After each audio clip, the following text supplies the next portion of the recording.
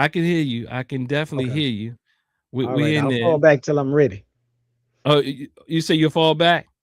Well, I'm I'll Oh, jump okay, in when cool, cool, you. cool. Okay, I'll keep you there. All right, cool, cool. Okay.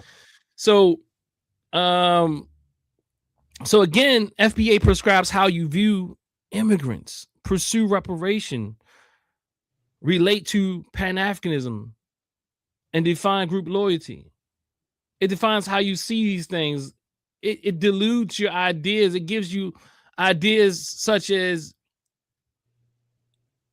Elon Musk can be an African American, and you believe it. And I'm saying like we just have to do the research. Like me, who's steeped in identity, I also always have to go back and check because identity is a very complex. It's complex. Let's just say that. All right, let's keep moving with dear Baba Amos Wilson. All right, so I put here FBA's official ideological framework from let's put it. Let's do this. So FBA official ideological framework from FBA the official FBA.com 2025, the website. FBA or FBAs has to currently be skeptical about this is something in the website. FBAs have to be currently be skeptical about certain half FBA people who want to act as spokespersons for FBA collectively. If a person has dual allegiances to different ethnic groups and cultures, it's difficult to determine if they will look out for the best interests of FBA. It says here creates categories. FBA creates categories. Loyalists to their FBA lineage versus anchored tethers who view FBA society as a group to exploit and ultimately replace. And then it goes back, and then it goes on to say frames post 1965 black immigrants as buffers used by white power structure to undermine FBA. It frames post 1965 black immigrants as buffers used by white power structure to undermine FBA. This is what's on the website. Analysis. These are ideological prescriptions about allies, enemies, leadership, legitimacy, and political trust, not genealogy. Okay, let's go back to the first one. FBAs has to currently be skeptical about certain half FBA people who want to act as spokespersons for FBA collectively. If a person has dual allegiance, to different ethnic groups and cultures, it's difficult to determine if they will look out for the best interests of FBA. This is, I think, a key point that I want to highlight. It definitely speaks about half FBA. So for example, right? My wife is from Jamaica. She's been here since she was 14. We have children. And it's telling you how to deal with these offspring. Because I'm from the United States, my wife is from Jamaica. It's telling you have to be careful with dealing with these. And the website even goes on to say that you can't have dual allegiances. You have to only have allegiance to FBA. That in of itself is anti-Pan-African. That one thing on Tariq Nasheed's website,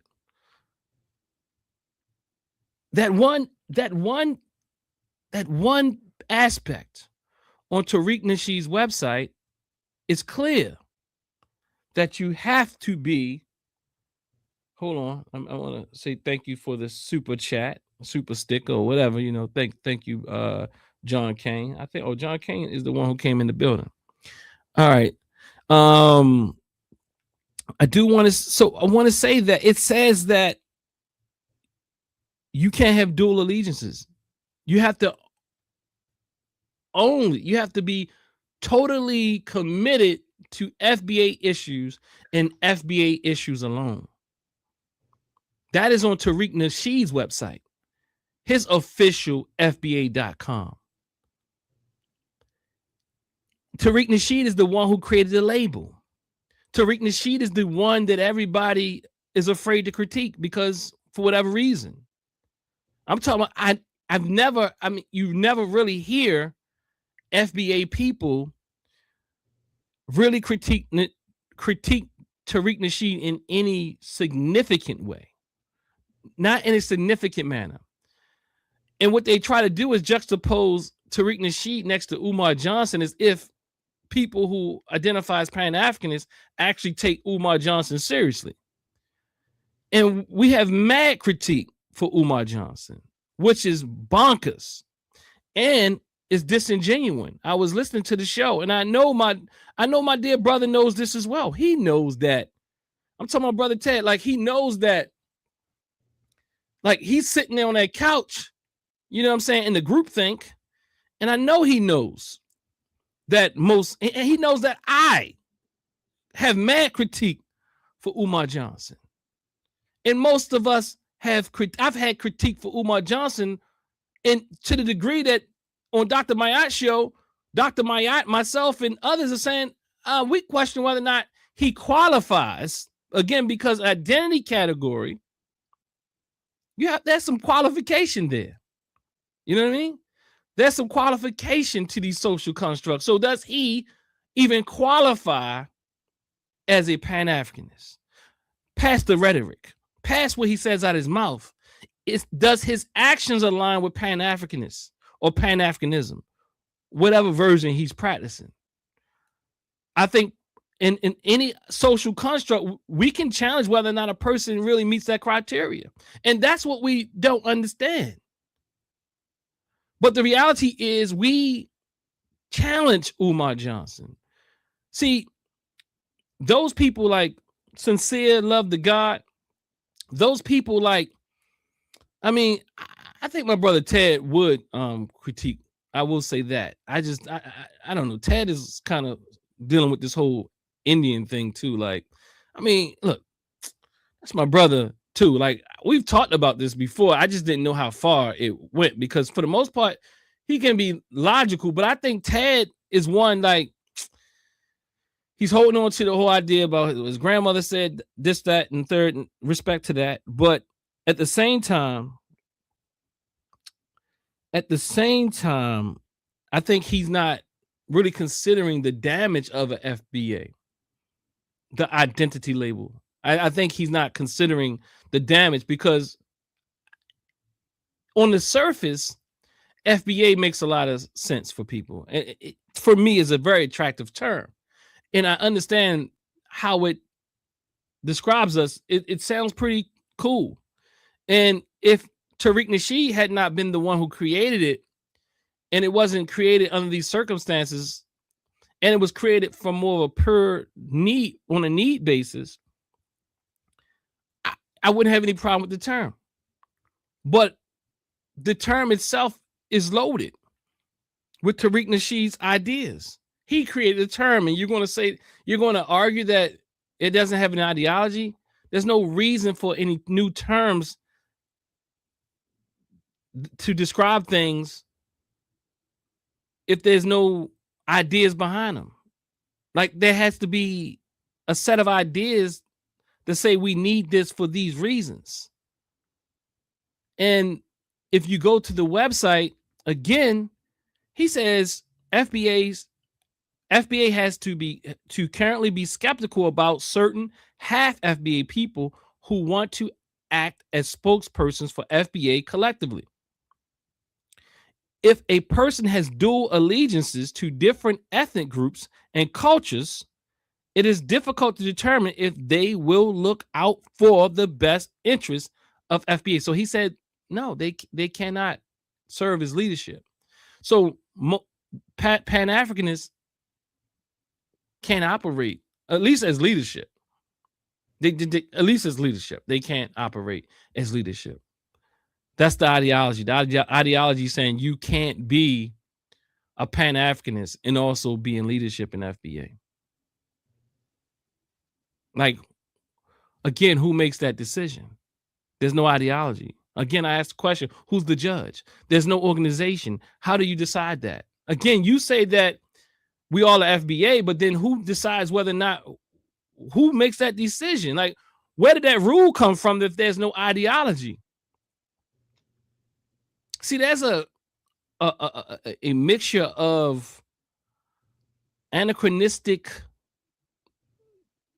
capturing of all Black people under this label from now, and historically Black people in America whose parents came, or forefathers and mothers came through chattel slavery in this country, that makes this a very complex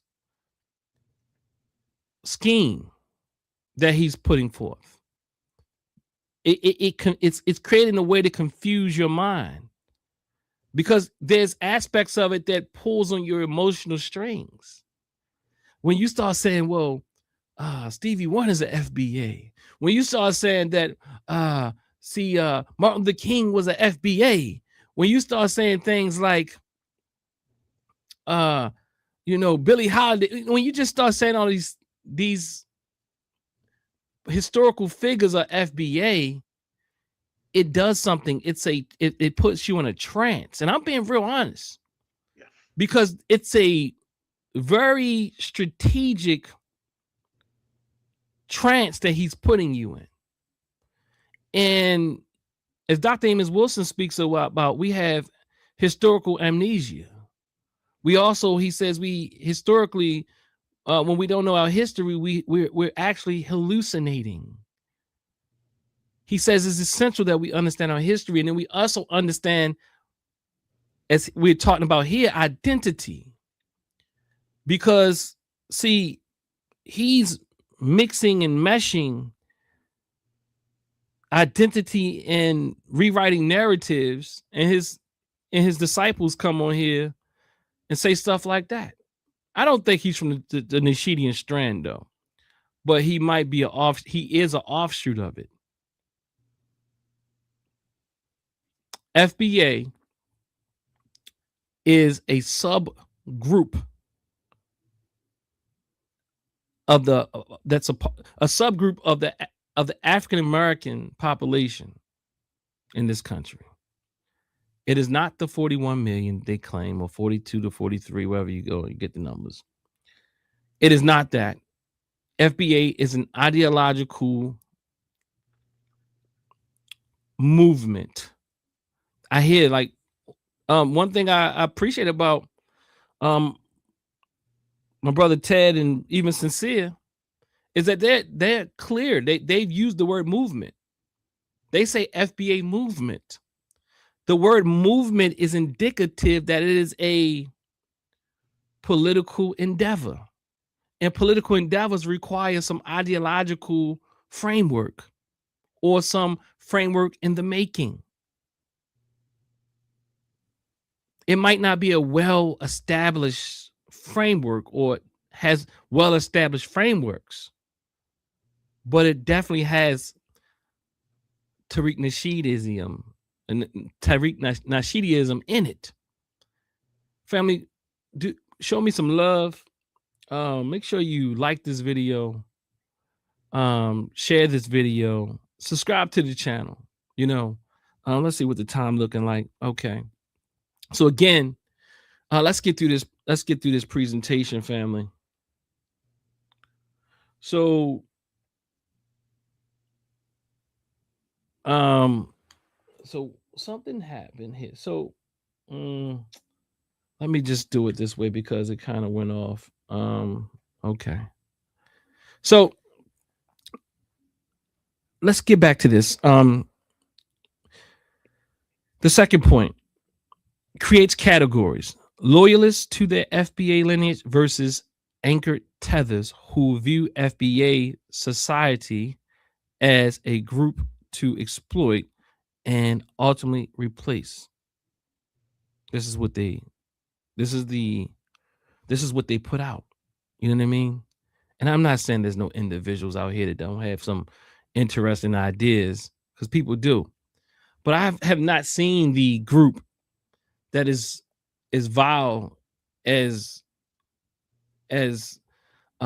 committed to these diasporan wars, or black people wars, or Afro descendant war, as much as I've seen with what we call FBA. I don't see it. Now, you have individuals, you might have some friends who share ideas, but I have not seen it. I'm looking for it. Please share with me the great organization, the lineage of Africans that or Caribbeans that's spending so much time in trying to come at FBA or FBAs or African Americans or Caribbean Americans or any direction thereof. So then again, it frames post-1965 black immigrants as buffers used by white power structures to undermine FBA. It's on the website, family. It's on the website. This is a part of the ideology, family. It's a whack ideology, but it's an ideology. Let's see what y'all saying in the chat. He got that root work going. I saw that root work, American Dream. Oh boy. I saw that root work. I said, oh boy, what we got going on here? I said, his name is Root Work. Oh man, I gotta be careful with dude. But maybe he was African root work, but I guess I was wrong, because according to him, there's no the whole idea of the enslavement process is made up and all this type of thing. All right, closing this slide out. These are ideological prescriptions about allies, enemies, leadership, legitimacy, and political trust, not genealogy. It's not just a basic framework. It's not this framework that we say is just a neutral framework. Neutral frameworks don't have this at all. And again, even if we didn't have this on the website, we would understand, as Dr. Amos Wilson put down, there's no neutral identities. You understand? As I share with people all the time, my dissertation was on Black identity. And I know how much work it takes to really understand these things, and how complex identity is. A lot of us want to see identity in a very rigid way, and it's more complex than that.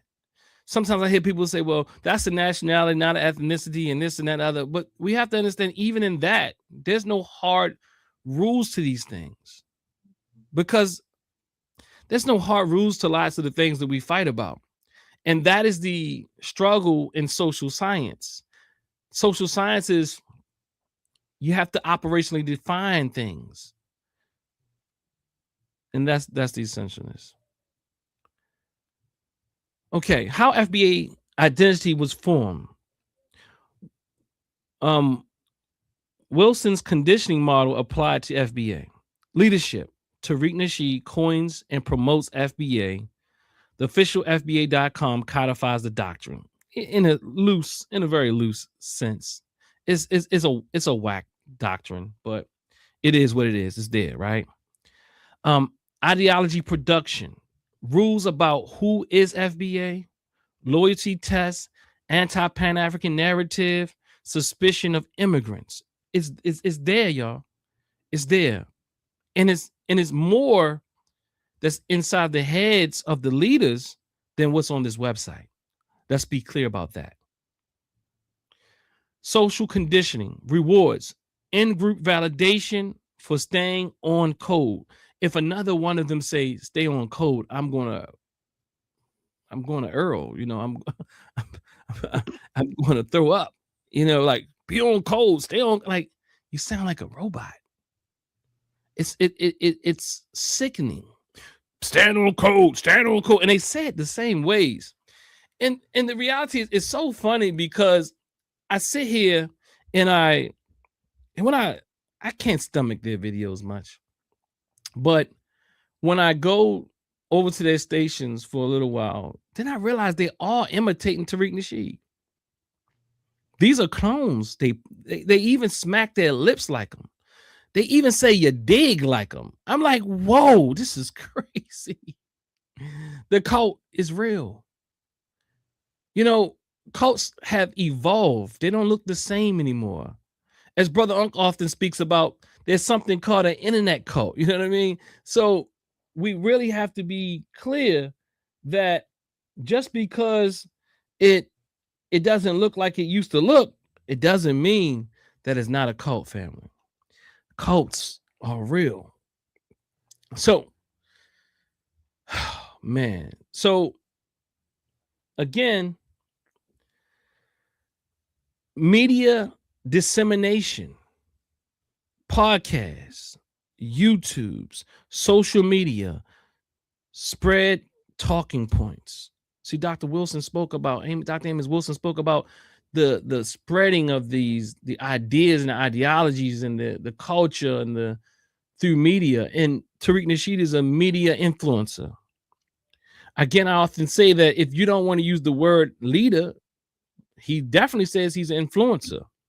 And he's the #1 FBA creator and influencer. And everyone else is pretty much a copy of him. And they might evolve and might tweak it a bit. But when you truly look at it, they smack their lips like him. They talk like him. They have the same circular reasoning when and they have the same tactics when they bring somebody on. They have the same ways they cut people off.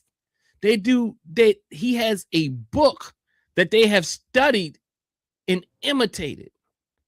It's real out here. You know what I mean? So it is what it is. You know, let's talk.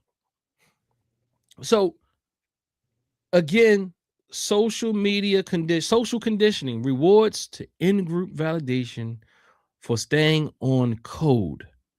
You know, you don't be like, for example, I'm not called a tether. My dear sister was called a tether, and she's been supportive to some degree of people identifying how they want to identify. But you still called a tether, whether or not you're still called a tether if you disagree with anything.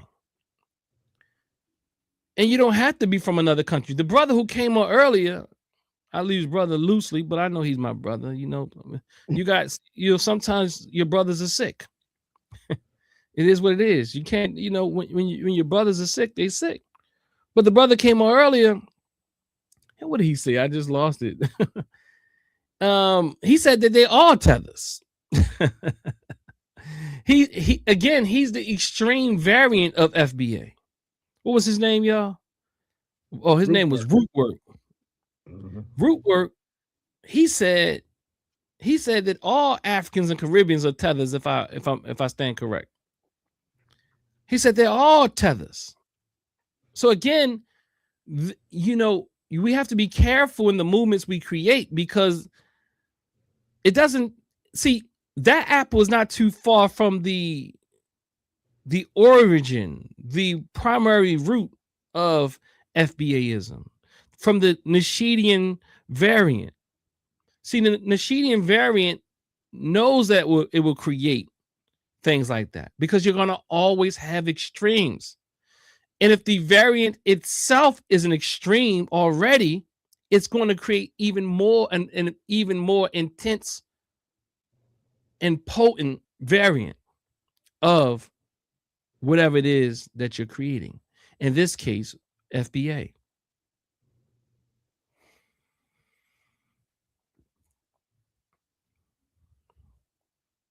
Result: a socially constructed identity.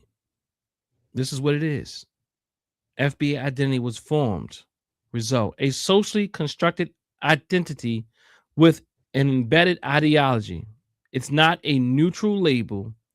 Wilson, identity is a result. Wilson says identity is a result of a culture approving and disapproving, or rewarding and not rewarding, to shape the individual in a way that benefits the culture. FBA, sadly enough, is forming a culture. It's a very sick culture. It's a very traumatized culture. It's a very black and white culture. It's a very defensive culture. It's a culture for people who need, for most of them, they need great healing. There are those who are just a bit confused about this. I just want to be clear. But those who are in and they understand and they read and they understand what FBA is and they down with the cause, kind of like root work. There's some things that need to be done there. There's some work that he needs to do. There's some work that he needs to do, or work that he'll never be able to do. Yeah, people like that. So again, let's keep it moving. It's a culture being formed. They talk a certain way. They see the world with a certain worldview. They approve and disapprove. They reward and they punish. And this is a way that you shape culture. Dr.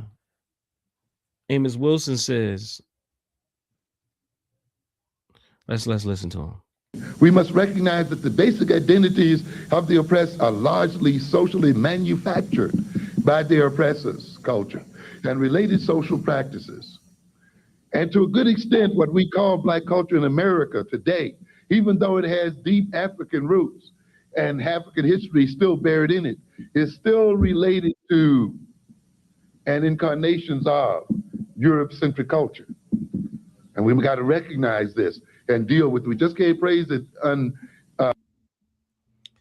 Yeah, so we just can't praise it. You know what I mean? And we have to understand that what we call culture and identity here in this country is being formed as a result of our experience here. And if you're not intentional, you will just recreate a more oppressed version of the dominant culture. And I argue and maintain that is what FBA is. FBA is from more of the conservative strand of this culture. And when I say conservative, I mean right-wing strand of this culture, which very skewed and limited in their perspectives. And they're all about tradition and what's the guy name? I can't remember his name, but he says he said something about what's the white guy's name? Tucker Carlson. And he said, yeah, I like those FBA guys. Who's more heritage Americans than FBA? And I tell you, if that wasn't enough for you right there, well, I don't know. Wahoo HP, peace and blessings. JG, let's see what JG's saying in the chat, man. American Dream guy, not, oh Lord, it went away. What happened to it? It went away. All right, look, I'm gonna just leave that one alone. So nonetheless, hold on, I was trying. All right, so nonetheless, let's get back to it. So again, the culture that we find and the culture that we see in FBA, it is a sub-oppressive culture. It's a sub-oppressive identity that is mimicking the dominant culture in the society. I did a video just yesterday, and I said that as I was listening to what I heard over there in Sincere's podcast with Divine and Tad, it just reinforced the idea that they don't want, or nor do they believe in African or Black people. They don't believe that we can, and I'm not even saying that we haven't. I'm saying that we do this already. I'm saying Pan-Africans already doing work. They're tired and frustrated with the work. They're tired and frustrated, so they want to join who they believe is the winning team. But as subjects of that team, whether they know it or not, that is what they adopted. They are subjects of that team. They are sub-oppressors. FBA is a sub-oppressive project. And some don't know that. On that panel, the only one that I think that could wake up from this is Tad. Because to me, I think he's the only genuine person on there. Although I think the groupthink was kicking in. But again, as I offered up on my video the other day, is that they were saying like they don't want to talk to us. They will dust Umar's boots. They will give Umar that work pretty much. I mean, they were just agreeing with Sincere. Sincere can't fight his way out of a paper bag intellectually. And this is what I mean, like, come on, man. Look, again, I'm very critical of Umar, more critical of Umar than I would be of Sincere. I believe Sincere sincerely lost, or maybe insincerely lost. But Umar, I think, is very problematic in a major way. And Sincere's getting there, by the way. His numbers are growing, but he's not the same threat. But Umar would obliterate him. What is he talking about? He couldn't hold, look, when we was on Dr. Mayat's station, me, Dr. Mayat, Brother Unc, Dewan B, and Sincere. Sincere was lost in that conversation. He didn't know what to say. And I was just coming, I didn't even know what was going to go down like that for real. I didn't know what was really happening. You know what I'm saying? There was no preparation. I mean, I've since then have gone and really researched these things and looked at these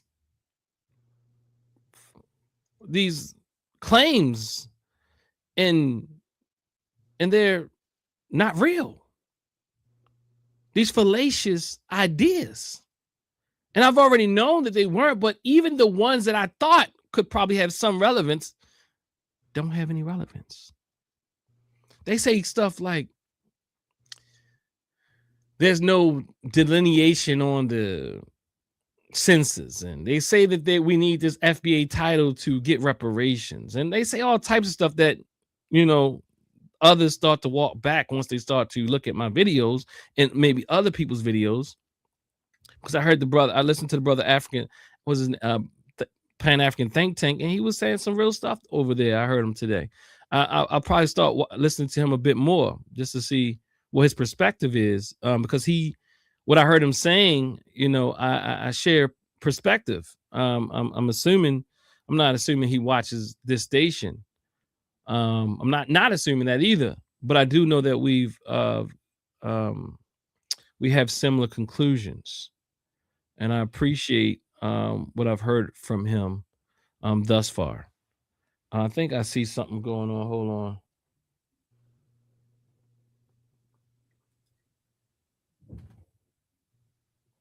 Okay. Okay. I got that. Okay, let me go back to the chat. We're gonna close this one out strong too, family. So Dr. Amos Wilson, Who Shapes Identity? I maintain that FBA is a child of MAGA. FBA is a child of conservative white supremacy culture in this country. I maintain that FBA are those, if our dear Harriet Tubman's statement is accurate, who said she would have freed thousands more if they only knew they were slaves. They are the representatives of that. I maintain that. Whether that happened or not, if Mama Harriet said that or not, the sentiment still exists. The sentiment still lands.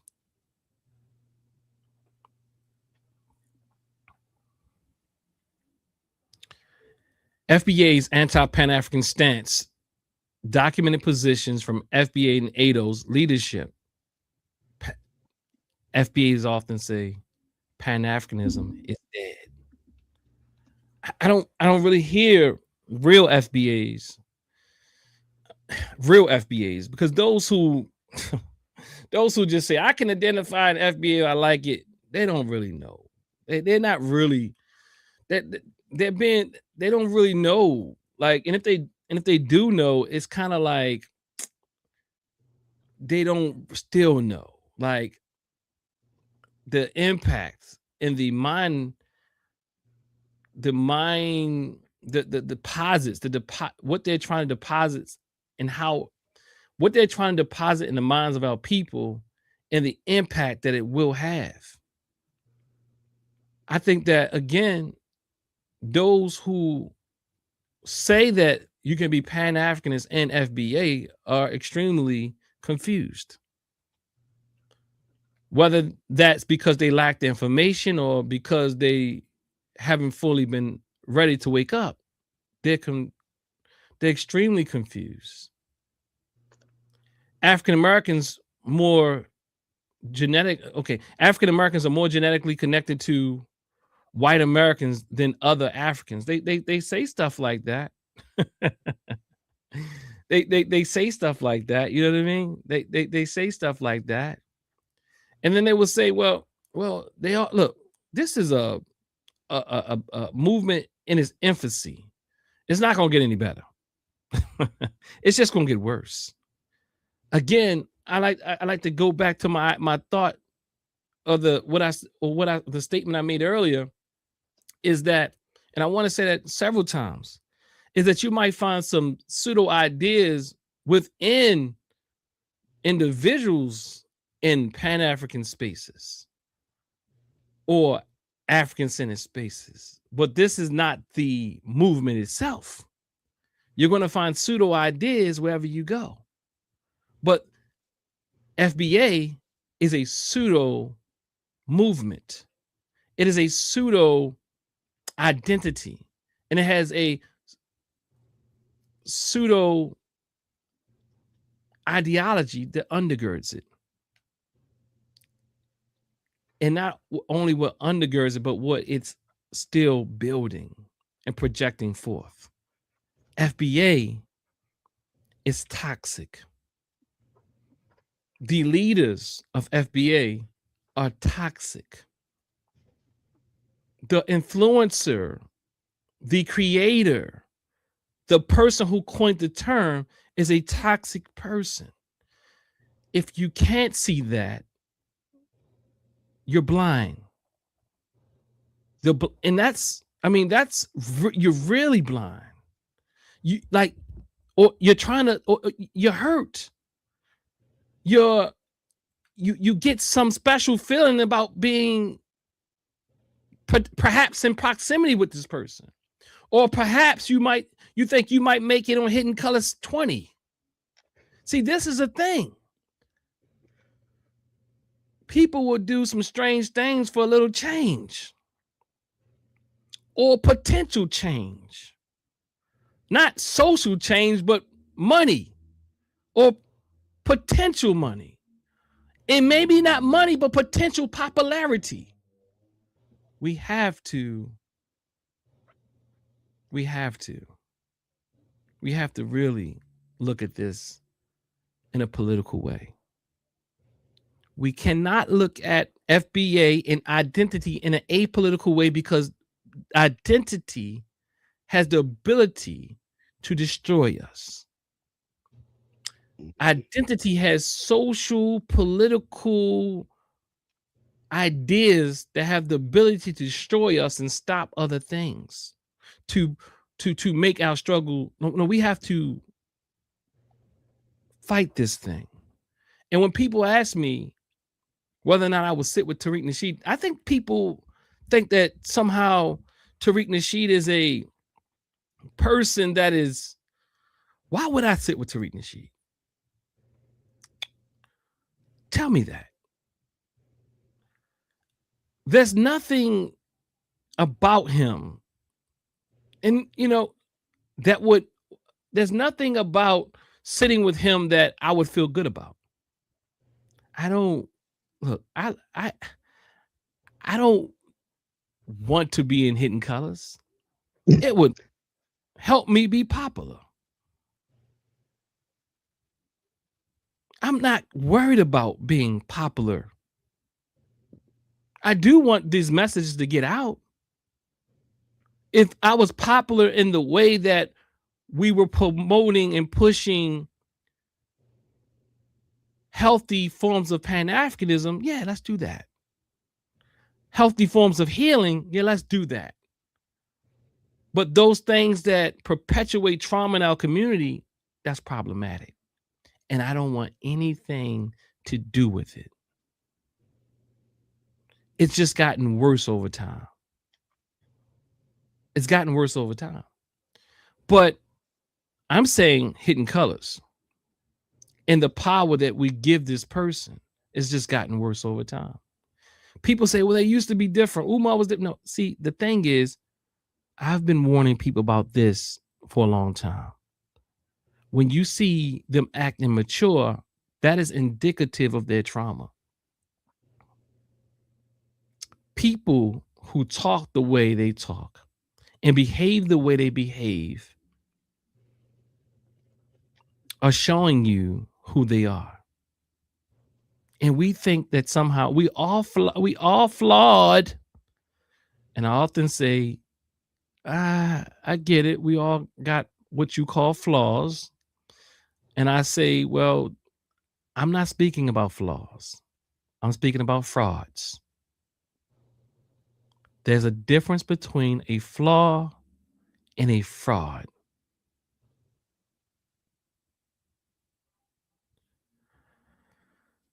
It said Njemila.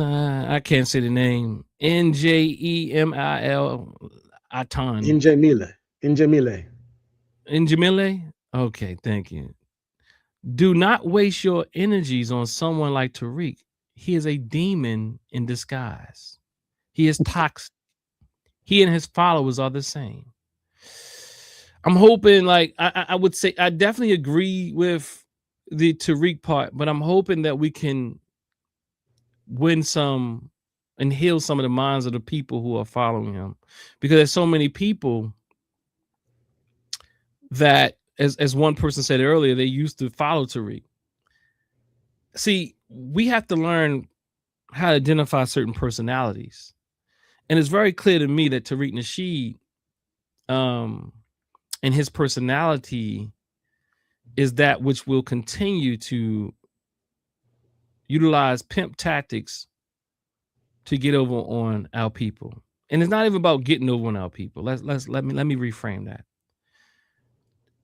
He will continue to use pimp tactics to maintain the lifestyle he maintains at this point in time. So he will continue to do whatever he has to do to continue to live to whatever standard it is that he's living at right now. And I'm saying on a material level. So again, there's a difference between a fraud and a flaw.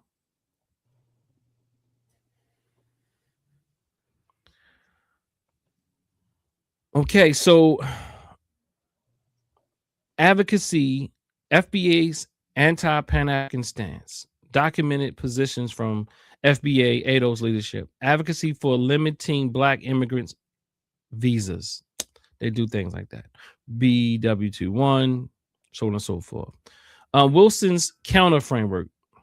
My position as a Pan-Africanist, FBA's ideological framework structurally opposes Pan-African unity.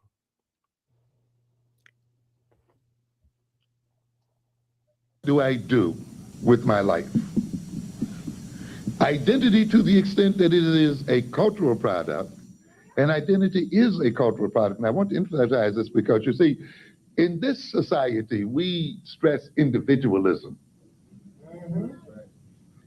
And I try to get across to people all the time that in reality, there's no such thing as an individual.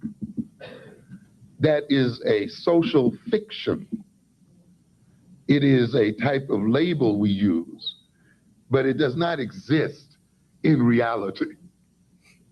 That the individual, the thing that we call an individual, is really a synthesis of social experience. A unique combination of our having interacted with others and having undergone social experiences. And it's our unique way of expressing our social relations and our experiences. But who we are and what we are is the result of social relations. It is not something that is completely what?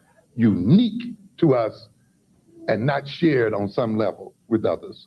The very fact that you speak a language means that you have a shared identity on some level. If you were completely individual, no one would be able to understand what you were saying. You see? You cannot fit into what? An ordered system and in an ordered society.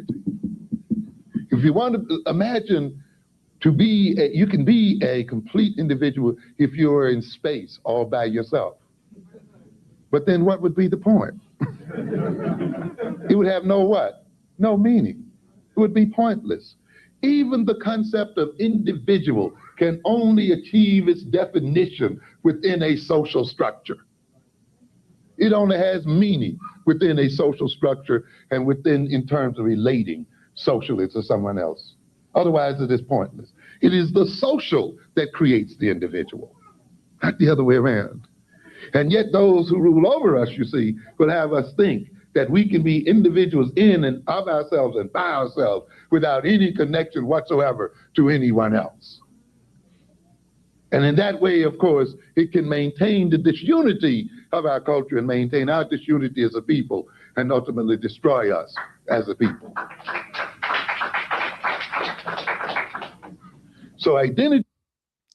So my point of this clip is that a lot of us who I will argue to a great degree struggle with political struggle, and many of us, to varying degrees, including myself, we look at the simplest things as just being my right.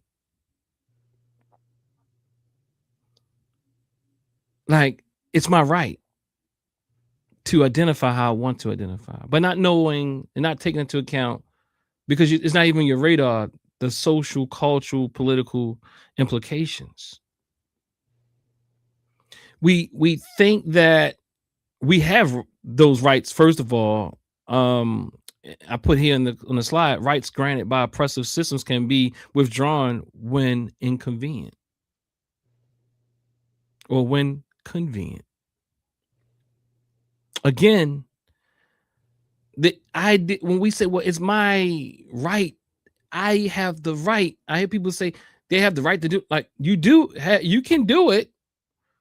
But I think, again, we should ask the question, what's the political implications? What kind of outcomes will come from you making these decisions? See, individuals think that way. People who say, well, I can do it. I can do it. It's my right. It's my identity. Just like the sister told me not too long ago, who came on about the women and men conversation. It's my social media, but you're not considering the social implications. You're not considering the social outcomes, the potential outcomes as a result of your decision making. See, when you look at things from a Pan-Africanist and moreover African-centered lens, you are to consider the social implications, the socio-political implications. In fact, it's my right should come out your mouth very rarely, because it's about the collective, not an exclusion to you, but understanding that when you look at things from a collective sense, you are also concluded. You also included. But when we look at things as my right, that is a very Eurocentric construct. I have the right to identify. Like, I mean, that's cool. You do. I mean, I guess. I mean, you got to fight first and foremost to have any rights. And again, as I stated several times in this presentation, that identity is one of the things that people fight for. It is a social construct. It is a social, political, cultural construct. FBA is fighting hard to be identified as FBA with all types of delusions, and it looks like, listening to the brother early, hallucinations. I'm just kidding on the hallucinations part, but deluded, I would say. Maybe not. It sounds like might be some hallucinating going on there. But nonetheless, yeah, we say things like that.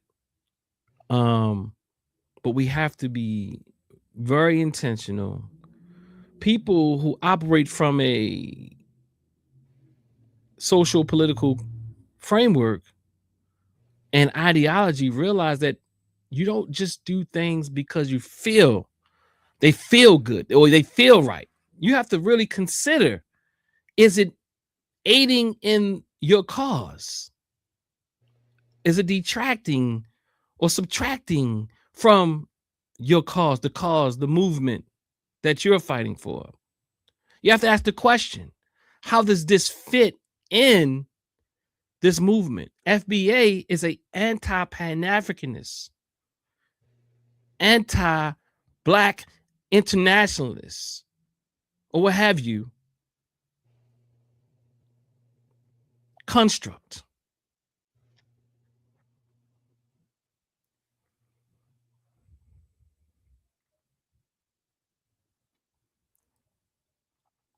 So what do I have here? I think I have it here. Can I be both FBA and Pan-African? Common objection. It's my personal choice to identify as both FBA and Pan-African. My response: you can say you are both. You can say you are both.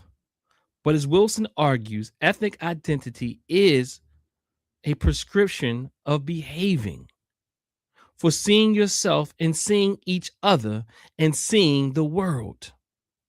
FBA doctrine prescribes suspicion of immigrants, boundaries around dual allegiances, and rejection of Pan-African solidarity.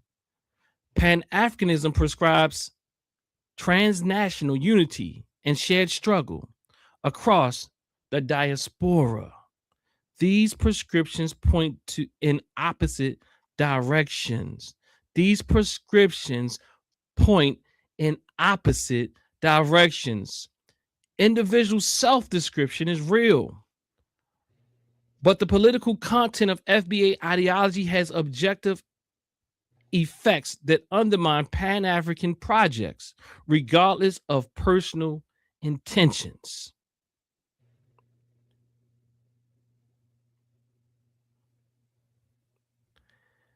African American is sufficient, I say. A historical precedent. African Americans emerged in the 1980s, 1990s as self-determined ethnonym. Specifies descendants of enslaved Africans in the U.S. Allies ideological diversity. Pan-African nationalists, integrationists even. Reparations argument. Genealogy and documentation matter for claims. Again, reparations argument, genealogy and documentation matter for claims. A new ethnonym is not required. California's reparations task force used African American successfully. Thank you. FBA's anachronistically move retroactively applying FBA to all 43 million Black Americans with enslaved ancestry creates a confusion. FBA is a subgroup. FBA is a subgroup within the African American population. Let me say it again. FBA is a subgroup within the African Americans who adopt a specific ideological framework, not a totality of the population, as I've said at various times throughout this presentation.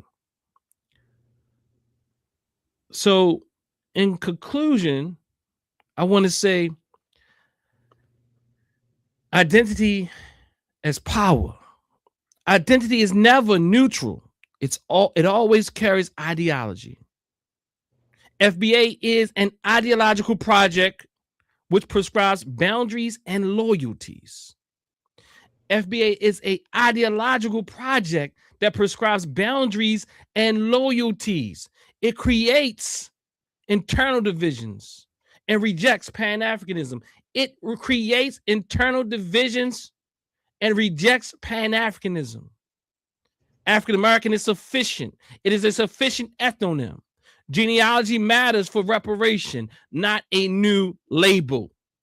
The question is, whose power? To what end? And as I started this presentation out today, I said that I would give you my opinion. And I want to be clear that when I say FBA is a war against Pan-Africanism. FBA is an ideological construct that is warring on Pan-Africanism. It is not about your individual hurts and your skewed perspectives about what people are doing holistically against us. Yes, let me be clear. They are ignorant Africans. They are ignorant Caribbeans. They are ignorant African Americans. There are ignorant people everywhere. But even if they were all ignorant, that is not enough to say that Pan-Africanism is not a necessity. Because even if they were ignorant, the goal of Pan-Africanism is to wake them up. FBA's goal is to put you back to sleep. Again, it doesn't matter if only 10% of Africans had enough information, or 10% of Caribbeans, or 10% of African Americans showed strong solidarity to one another, which is not the case. It's quite the opposite. But even with that, our goal as Black people or African people is to realize that we have an enemy that becomes stronger as a result of our division. So the goal is to bring us together. Family, if anybody wants to jump in before I get off of here, we got the link. We got the link. The link is in the chat. As Sister Queen say, don't hold back. We don't have much more time here. But again, Pan-Africanism is about global solidarity. Does that mean everybody? Fools, no. It doesn't mean everybody. We're not that foolish to think that everybody. Does that mean every country? It doesn't even mean every country has to agree. But the more that do agree, the stronger we'll become. Doesn't mean every African American, because we're not foolish enough to think that every African American is going to believe this, or fight for this. Again, Harriet Tubman said that I could have. Well, we said it. The legend says that Harriet Tubman says that I could have freed more of them if they only known they were slaves. I am arguing, I maintain that Tariq Nasheed is operating from a sub-oppressive position. He's a puppet master. And he has cronies that want to get close to him for popularity, for pay, for just feeling like you're powerful. Popularity, pay, and power.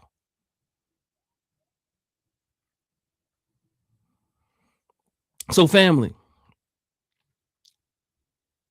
FBA is anti-Pan-Africanist. And there's no way that you can be both.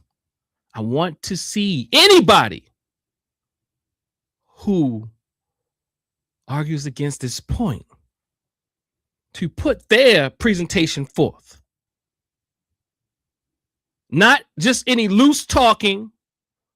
The same people who use Amos Wilson, they try to use Amos Wilson and call him FBA. That's the trickery and the mind corruption. That is the mind manipulation that they're creating. Well, Amos Wilson was an FBA. That type of talk. Family, the link is in the chat. Hey, cuz, are you able to put the link in the chat again? I'm not sure. Can you, or do I have to do it? So family, I'm gonna go ahead and close up this video from Dr. Sundiata. A dear sister of mine sent this to me. I just think that he really says it very profound. And let's do that. I'll start from this premise. I do believe that some of them are confused, but I don't think their leadership is confused. I think their leadership are collaborators. They are enemies of our people. They are conservatives and right-wingers. There's three problems we got with ADOS and foundational Black Americans. The first is they're xenophobic. So they can't take a Pan-Africanism because they're against other Black folk at a foundational level. Second, they're promoting integration. They manipulate symbols of nationalism, but their goal is to integrate into capitalist America. They don't even want to transform it. They want to integrate into it. And third, they support global financialized racial capital. In the words of our brother who passed recently, D'Angelo, they want a piece of the devil's pie. Mm-hmm. I say they definitely do.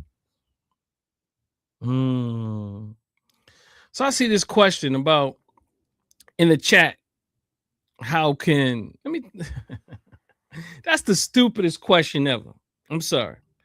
I realized I decided that I'm going to keep my family come and join them before we get off of here.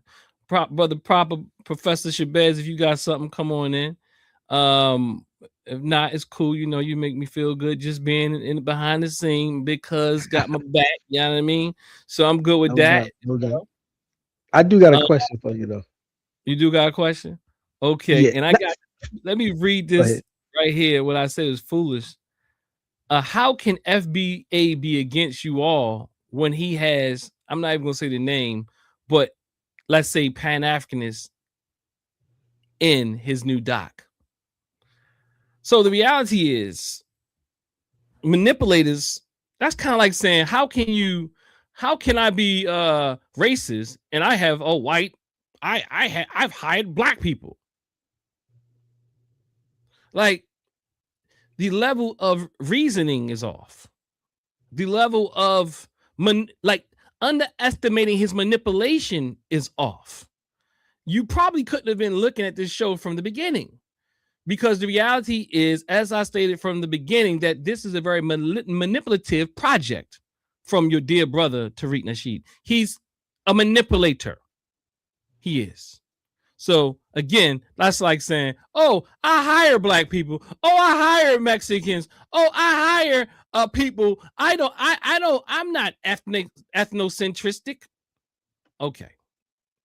But and also it gives him that it offers up that foolish idea in your mind. Oh, well, he has Pan-Africans in it. Again, I'm saying he's manipulating your mind. I put these people before you so as you can, so that somehow you think that somehow he's, what he says out of his mouth doesn't matter. Everything he says out of his mouth is against that. He might at times come back and like, well, I don't say all or this or that. That's tricks. And only people who have not awakened are being fooled by the game. Look, I'm starting to question whether or not y'all black people, when y'all acting this damn dumb.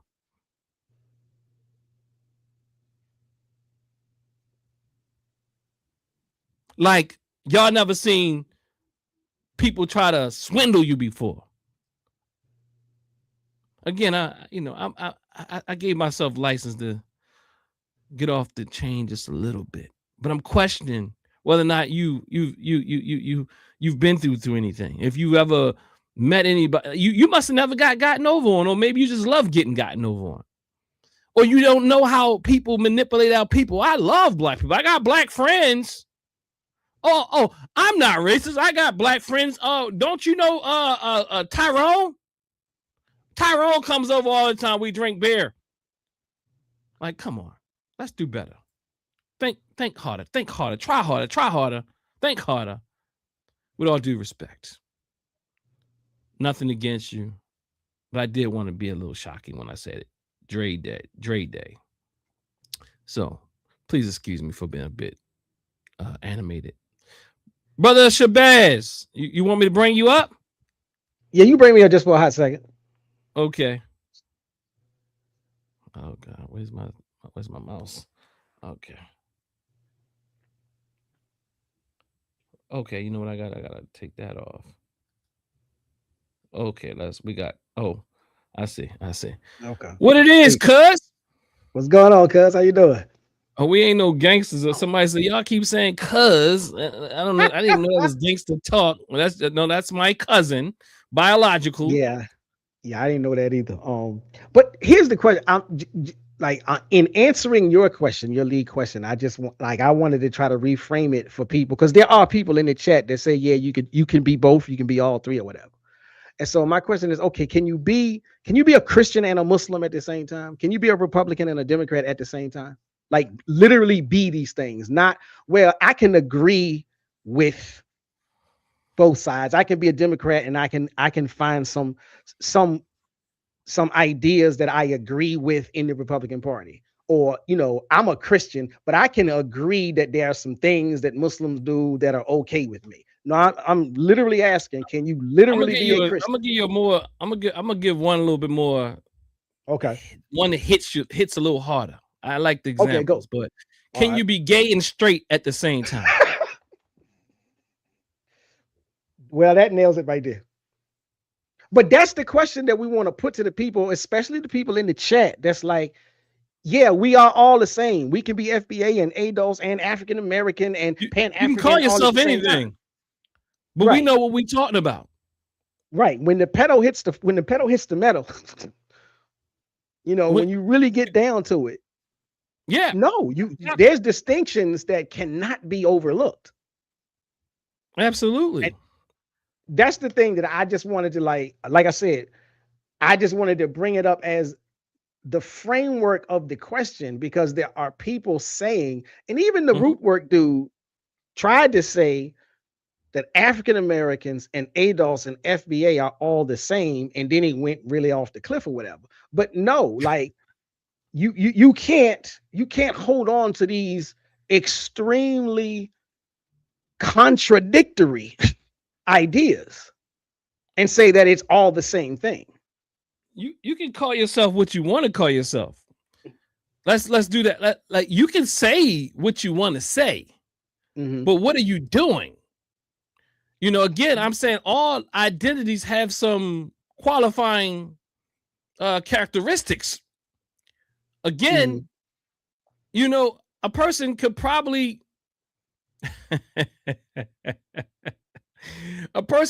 say that they're Christian and a Muslim, maybe 6 months, like, you know, I mean, maybe I used to like, you know, but I think the gay and straight, maybe you say there's a new category. That's another category called bisexual. So you like, if you might say I'm gay and straight. That means the other categories I'm bisexual. So are you like, that's still, you're not, you can't say you're not, unless you don't identify with the word gay, because I know a dear brother, Cleo Monago, who speaks about that term is not a term that the black community came up with either. So nonetheless, what I'm saying is the actions are what's essential. The characteristics that make up the identity label. People can play those games. I'll be right back. All they want. But the reality is, if you're utilizing your brain cells and not playing games, you know that if you just listen to this particular presentation and breathe a little bit and realize that the major that you can only be is there's limits to being FBA. There's limits to being FBA and what you can do as FBA, perhaps. Let's say that. And I can see how people can play with that. But the reality is, as soon as I disagree, they call me a tether. Exactly. I'm not sure if they consider me FBA. I don't really identify as FBA. I understand that even if FBA said they're a neutral movement, I know they're not. I know they are a movement that's here to cause division. There's the dear Elder Bible been in this work for a long time, and that who just closed out. Dr. Amos Wilson speaks about identity as a prescription for action. You know, he speaks about identity as prescription for action, right? And define yourself by a word or a label. It is not a mere designation of ethnic characteristics, nor just a designation of people who may look alike to some degree, or share a similar area, or share a particular area. Ultimately, an ethnic identity is a prescription for behaving, for relating to each other in a particular way, for seeing yourself and seeing each other and seeing the world and relating to God and relating to nature and relating to everything else in the world so that it operates in the interest of the group. Must understand that. In the racial designation or identity is a prescription for action, is a prescription for relating. Yeah, I think Dr. Amos Wilson speaks to it very clearly. I won't even try to say any more. Right. Right. And I mean, the behavior in the chat kind of shows it too, because even the people that in the chat tonight that have been saying you can be both or you can be all, and the ones that were saying, you know, it's neutral and it's not hate, the second you said something that they disagreed with, they started cursing, they started giving you names, and I'm like, I'm in the chat like block. Oh yeah, like all kind of stuff, and I'm just like, what were these people like? Go ahead. Were these people like Pan-African adjacent? Oh no. These are the FBA people. I would wonder if they consider themselves. Did they consider themselves Pan-Africans? That would be a great question. The ones who were making that argument, did they consider themselves Pan-Africans? well, you know, I can't speak for them, but I didn't see anything coming in the chat that would suggest that they were holding a positive attitude towards Pan-Africanism. They were simply trying to say, yeah, you could be FBA and an African American, or you could be an FBA and a, maybe one or two said and Pan-African. But again, my whole thing is you can like you can say it, and you can say it and mean it, or you can say it performatively just because you're trying to, you know, get people's attention because you're in the chat and that's the conversation discussion tonight. But again, if you say it, and then as soon as you say something that counters a quote unquote FBA narrative, then they say, well, hey, well, you're just a tether. Well, you just said you can be both. So if you can be both, then sooner or later there's going to be some kind. There's terminology that will come where you're going to have to make a decision. If I say I'm both a Pan-Africanist and an FBA, well, how am I going to handle the fact that I don't like I might not have a problem, or how are they going to handle the fact that I don't have a problem with Africans coming over here? Like, nah, because FBA says no, we supposed to, we gotta call ICE. So you like, no, you can't be both. And then if you say you're both, you're not being honest, or you haven't thought this thing through. Now maybe you haven't thought this thing through. But again, that's why I was like, well, yeah, you know, you can say that I'm a Christian and a Muslim, but you know, I respect my brother Ted. The other day he said,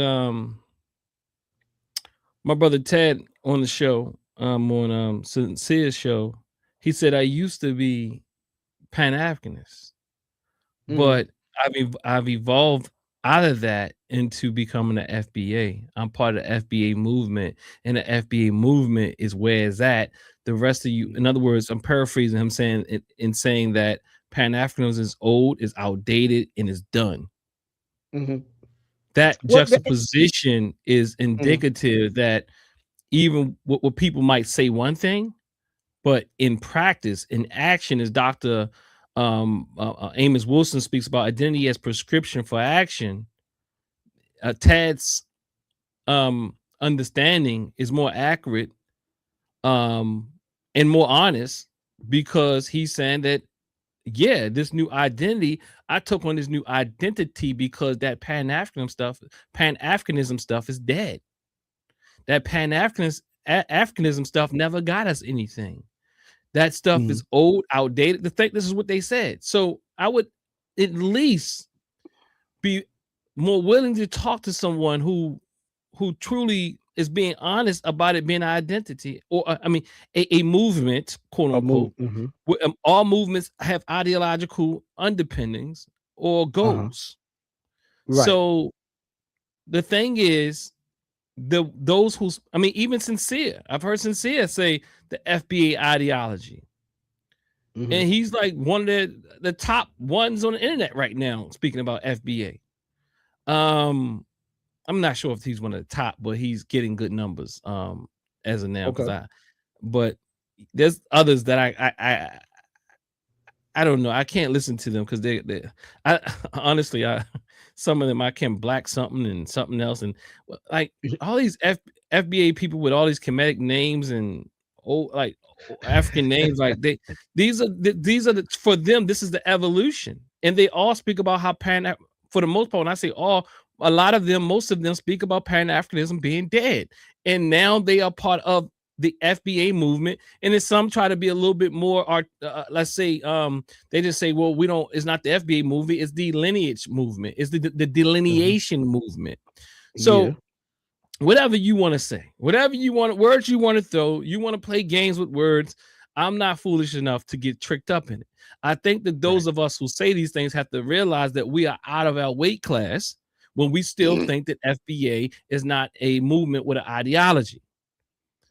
That this is all I would say is, I mean, that's all true. I'm like, I guess my thing, if you're trying to keep the peace, if you're trying to have a honest conversation, because I got a friend of mine that's on that same type of thing, that, you know, they carry a West African name, And, we have always been, had these conversations about, the struggle, the cause, and this, that, and the other. And they are now on the FBA train and whatnot. And they always trying to ask me, I don't understand why you're not coming over here and whatnot.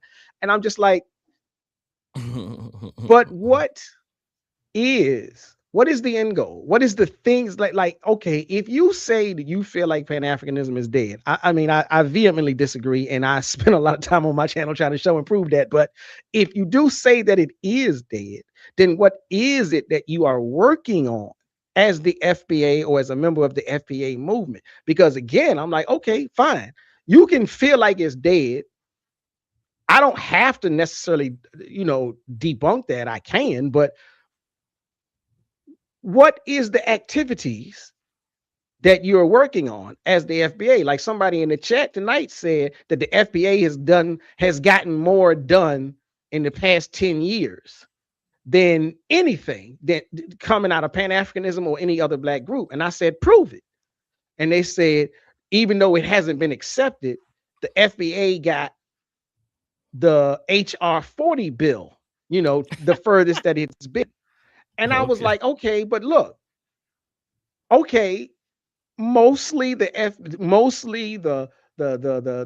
HR 40 bill has gotten to as far as whatever it has gotten with the help of an African American who identifies as an African American, who died identifying as an African American, and even the other congressmen and or representatives that picked up that legislation and said, we're going to hold this and we're going to try to get it across the finish line. They are African Americans.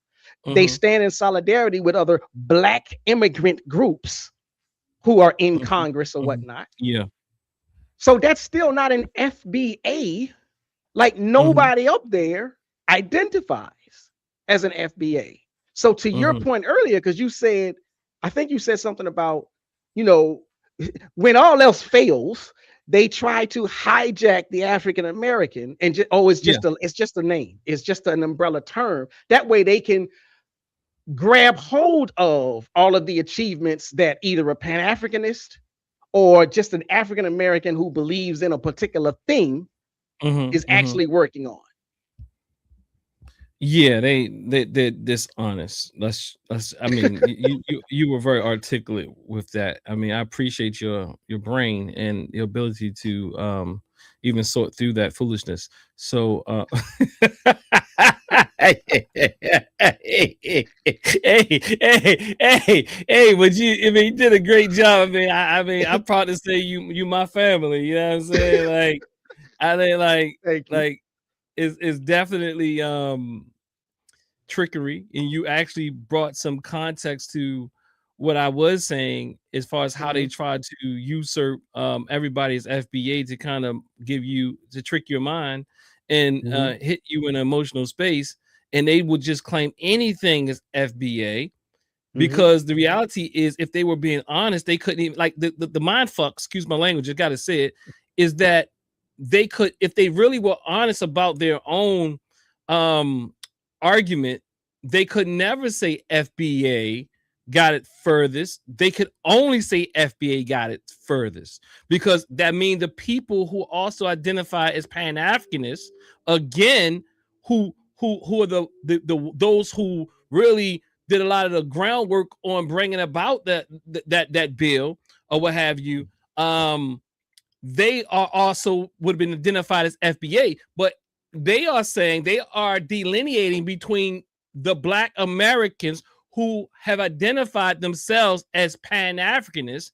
So that's the only way they could say that. So they're not only delineating from Africans and Caribbeans, they are delineating from African Americans who have ancestry from this country just by saying that. Yeah, they are. It's because it's not true. But the reality is they wouldn't even have to be able to show that difference. Because the way that they say that everybody's FBA, who sponsored them? Who are the ones who took the bill to Congress and so forth, so on? Who were they before? Right. So what is this new? Is FBA a new thing, or is it a thing that's we've always been?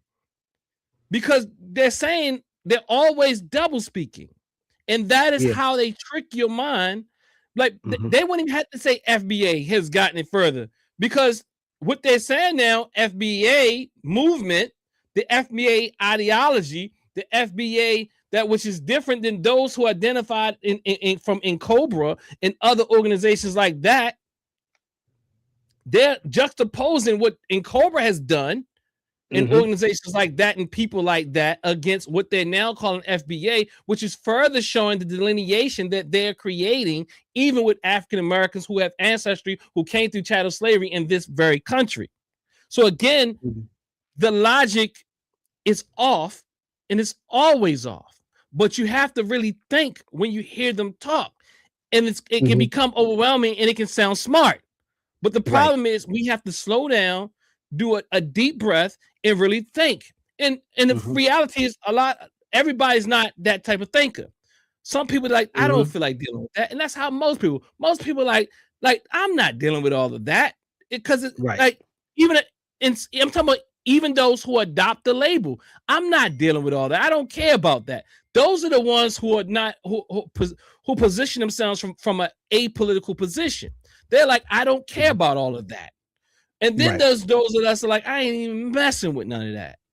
You know what I'm saying? Because they're like, I'm not trying to sort all this stuff out. And that's because people don't have time to be trying to really think about these mental manipulation tricks that FBA be putting out. I am being very clear. I'm delineating myself from FBA.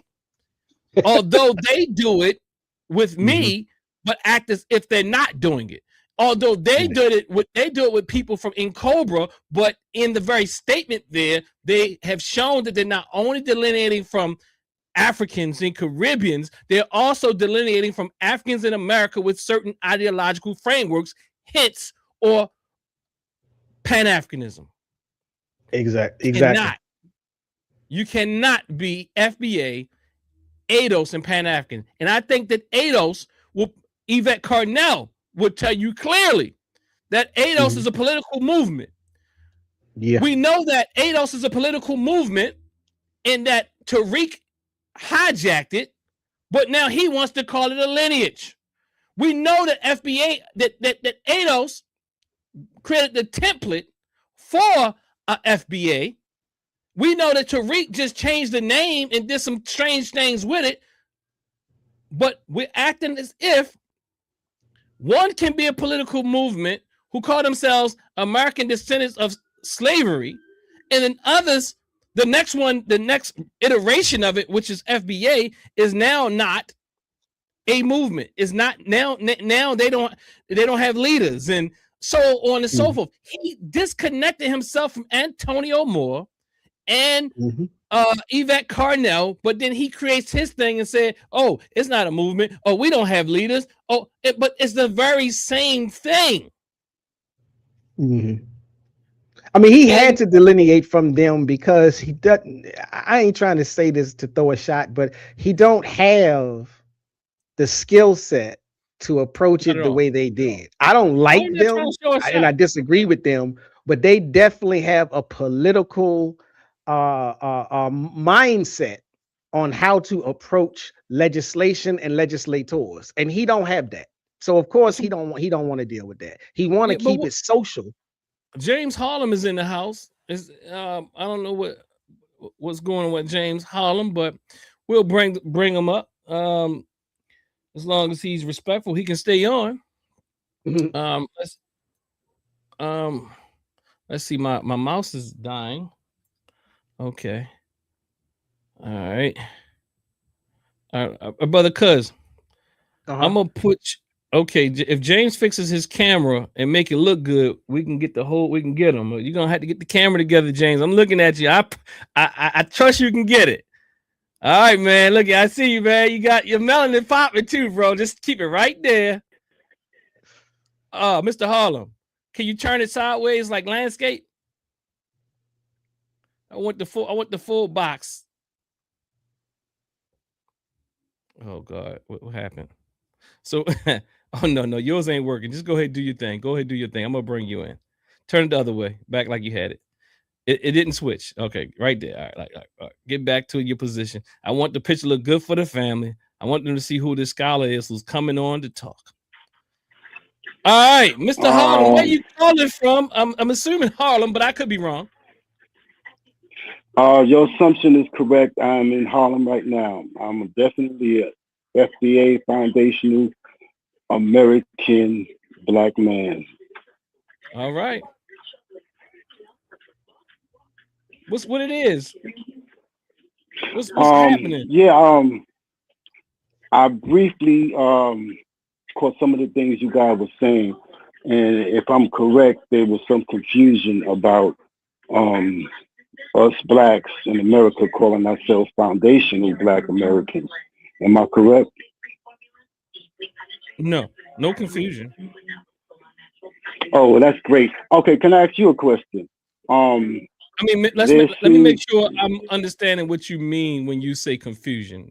Maybe spell that out, and I'll tell you whether or not. I think when you say confusion, you might mean that there might be some disagreement. Yes. Okay. Yeah, I do disagree. Yeah. You do disagree with people who were formerly called African Americans, and I say formerly because I no longer consider myself an African American as far as identification purposes, but it can be applied. Are you on your Mr. Harlem? Are you in your earpieces? Because it sounds horrible. I want to make sure the people can hear you. Is this better, or is it too loud or too? No, I'm wondering if you can take your earpieces out and talk directly into your phone. Okay, I can do that. Turn on the speaker.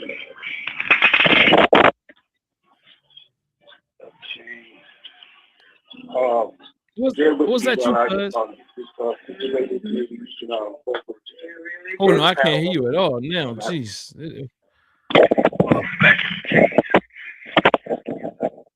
Mr. Harlem? All right, so, Mr. Harlem, I'm gonna let you get that together, and I'm gonna bring you back up. I'm gonna watch you from when you put your thumb up. I'll bring you back on. When you put your thumbs up, I'll bring you back on. But yeah. So, Cuz, anything else about Mr. Harlem gets that together? No, I'm good. You know what I'm saying? I can I'll fall back if you want. I wanted to hear what he was gonna say, but well, clearly he already said that he's pro FBA. So yeah, I mean, I want to hear. I mean, but I appreciate if you do stick around and if you got the time and have the dialogue with the brother. Yeah, that's cool. I want to hear.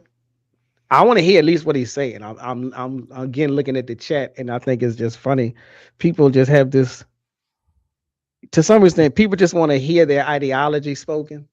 Like, so as soon as somebody says I'm an FBA, then the chat, the FBA people, yep, y'all getting cooked. Like, ain't been no conversation yet. Ain't been no debate. Ain't been no difference of opinion.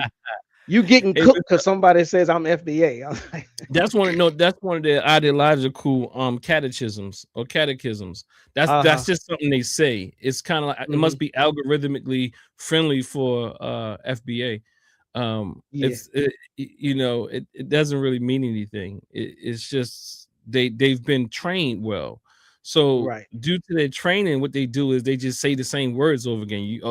Y'all being cooked. Oh, y'all off code. That's tether babble. Or that's just say the thing. You don't have to even incite the response, but that's just what they do. You know what I mean? Right. It's just what they do, bro. When that's a thoroughly trained following. I don't even want to say cult because they give cults a bad name. So I don't, that I look, let's hashtag that. FBA gives cults a bad name. So we won't call them a cult. That's a hell of a following for an influencer. But Mr. Harlem, let me not disrespect Mr. Harlem. Oh, my pardon, Mr. Harlem. I forgot you were here, and I want to be respectful. Mr. Harlem, are you gonna come back on though? Oh, is that what it is? Someone said his TV is on. Is he like listening to it and also calling in? Is that perhaps what he's doing? Mr. Harlem, are you there? Okay, Mr. Harlem, I can't. I don't know if Mr. Harlem's gonna make it on, but family, anybody else want to jump? I really did want to speak to Mr. Harlem. But again, I just want to say again, in closing, this was I hope that people were fed by the presentation. Because I know to kind of respond to what you're saying here, I don't expect everybody to agree. Mind manipulation is a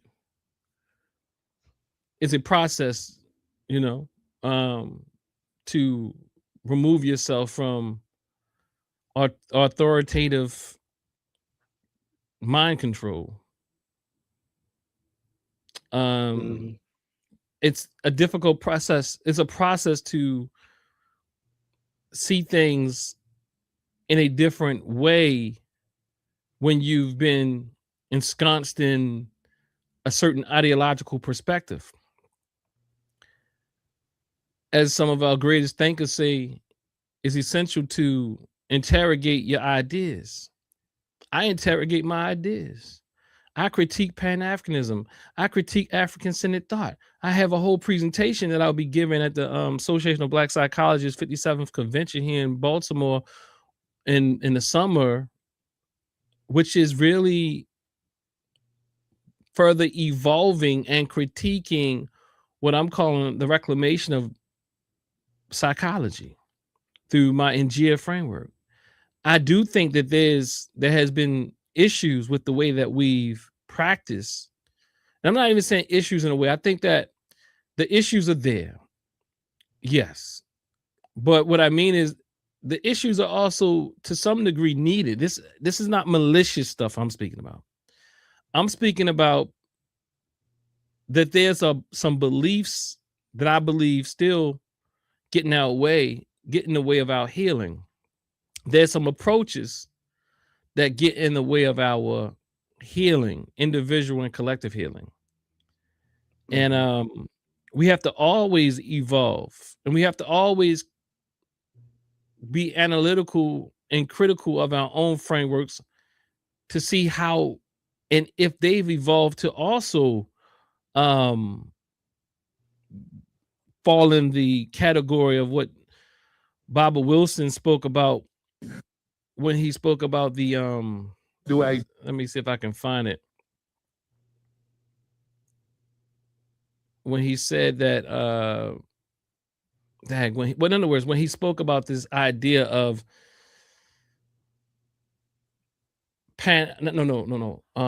identity, many times, especially of oppressed groups, are being formed by the oppressor themselves.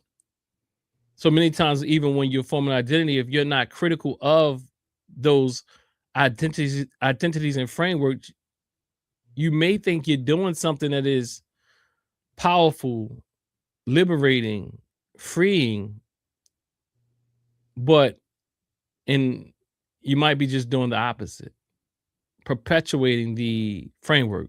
Mr. Hall, I'm not sure I don't know. I don't see you on here anymore. I'm not sure if you're trying to come in. I see you, but what I'm gonna do, let me do this real quick. Okay. I'm gonna do this, and then I'm gonna bring Mr. Harlem up, because you stay there. Mr. Harlem, are you there? Can you hear me? Can you hear me? Oh, you sound good. Okay. Thank you for the opportunity to share my opinion.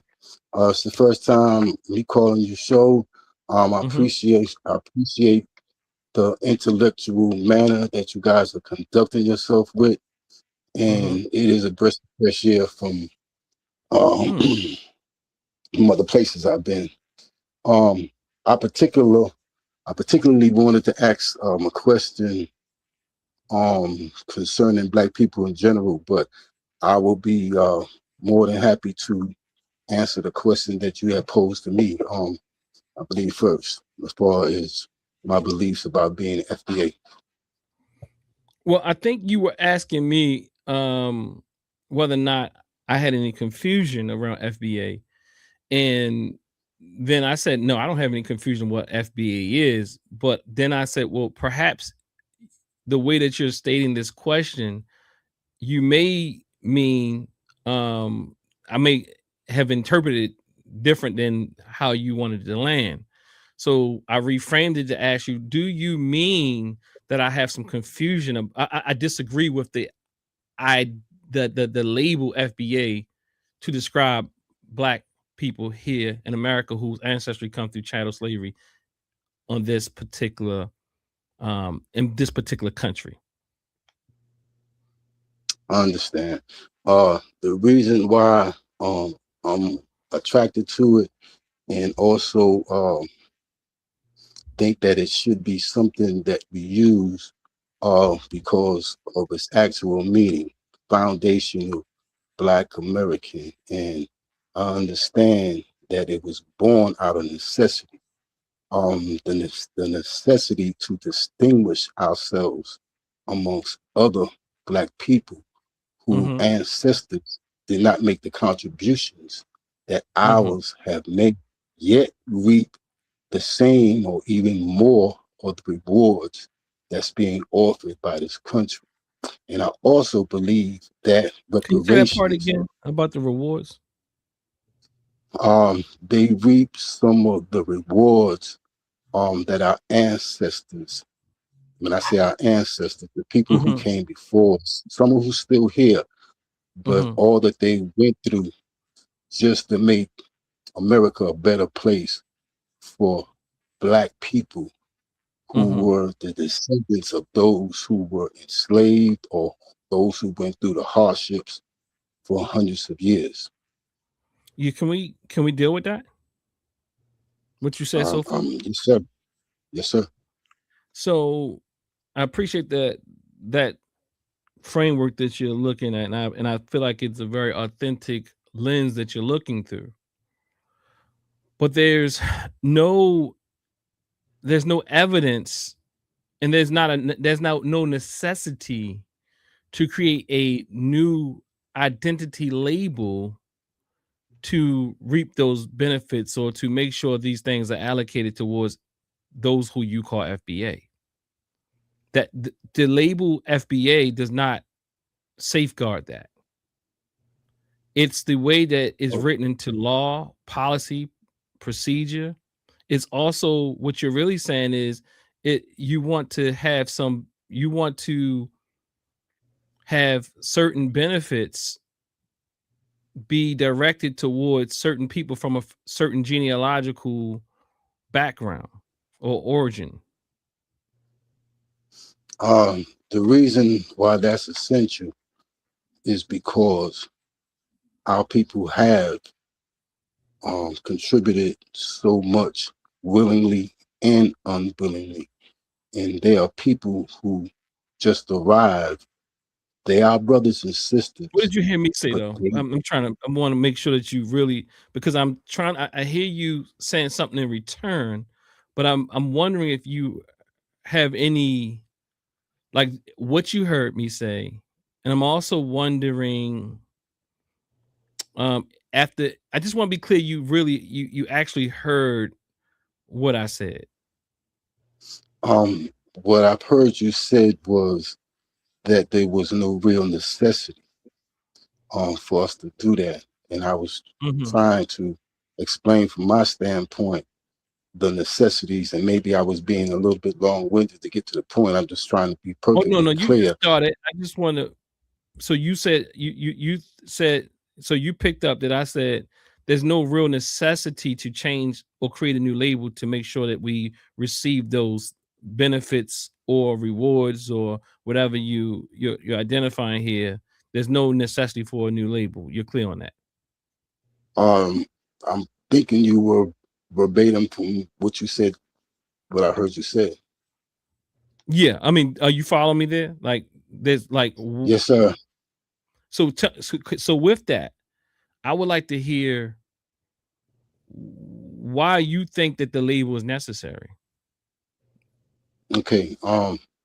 The label is necessary because delineation is necessary, and I feel delineation is necessary if the people who did the hard work of building America, which were some of the Black Americans that were enslaved, some of the indigenous Americans who were considered or should be considered Black, the people who founded this country and fought in the wars voluntarily, even You involuntarily, mean African Americans, right? involuntarily. Um, African Americans. that term, that term I will use for the description of the people I'm talking about. But FBA in the delineation is what's needed for Why? the purpose Why? of reparation. There's Reparations are there's no need for it. Everybody there's already no need for knows. reparations. No, there's no need to change the term. African Americans are the same people. The people that you identify as FBA are clearly African Americans. Okay, There's no I'm one sorry. that they're clearly African Americans. One, and two, even if one identifies, let's say 3 generations from now, you're a third, your genealogy does not have you, your genealogy is different. What you're asking for is someone to read to have certain benefits due to their lineage claim here in America. That's all Can I, that's enough. can I That's ask you a enough. You don't question? have to create a new name. Can I ask you a question? Yes, sir. Can a white person that was born in Cape Town No, come no, over here and be no. African American? I already know it. No, not at all. Because when you So look up the Elon term Musk African is not a American, when you look up the term African American, it's going to clearly tell you who they are. And they act that they're black descendants of Africa whose ancestry came through American chattel slavery. so Elon Musk could not put No, African American on his passport. no, he can't. You weren't anybody can put anything they want to put, right? But if let me give you an example. Well, not on his passport, perhaps, but let's say census wise. If you wanted to put that you're Asian, you could do that. You know what I mean? So let's be clear about that. Okay, so two, Elon Musk, no one will take him as being an African American, nor does the description of African American describe him. This is real. Just Google it. Make sure you're not on Okay, the FBA so site though. so someone who's from Africa, born in Africa, be they Chinese or any non-black, if they come to America, No, sir. They they cannot they just going to identify as be African. American. No, Okay, they won't. they No, they would they be their ethnic origin. Their ethnic origin. So what they will be is perhaps let's say they're Asian and they move and they're now South African. They'll be South African American. okay. They South would Africa is be a South. country. I understand. So Mhm. they You can can't take be the South South off. African. They can be South African, which is still African, but they can be No, South South African Africa is something American. very different than, and it has its own. And then within South Africa, they have their own ethnicities. You got what I'm saying? I Their own understand what you're racial saying. category. I understand what Mhm. you're saying, but the same way you could say they can be South African, uh, it's just it just bears the reason that they can just forget No, the that's not South how and it just works, say though. African. No, it doesn't work I that way. mean, it I want sound you to do like some research. it's your definition. It sounds like it's No, your I want definition. no, don't insult me. No, sir, I'm What just telling you what it sounds like to me, and listen, that's not an insult. I'm just being honest with you. listen to what I'm saying, Mr. Harlem. I said research. I know you're not doing any research because you, like what I mean is I want you to Google this. This is quick. Do it. It's an easy fix. It's not my definition. All you need to do is take as much energy as you do when you listen to these frauds and put it in a Google search. Make sure it's not an FBA source. Okay, I will definitely have more a more defined explanation, but let's see. Can't you do Google now? Right now I'm just on phone calls, everything. Is it okay? I mean, I appreciate you honestly, because I hear that you, I mean, and I don't want to trigger you or nothing, but I can hear that you are genuine. I can hear that. I know that, you know, maybe what I'm saying is not something you want to hear, but I do hear that from what I've heard so far, you're a genuine person. What's pardon? All right. Cuz you got something? Mr. Harlem is I just call. I Googled it. I just Googled it like you asked him to do. So you know, I'm telling you, like Google will tell you, you know, that you can't even put that stuff on the passport. Now, maybe he don't literally mean passport, but like he Google says, look, well, I know. Because can I cut you off? Hold up. Let me cut you off real quick because my man, Mr. K, always talking about I'm the Pan-African peacemaker and you the Pan-African destroyer, but you seem to got more skills in giving people the benefit of the doubt than me. Come on, Mr. K. Who is the Pan-African peacemaker and who is the Pan-African terminator? Go ahead, cuz.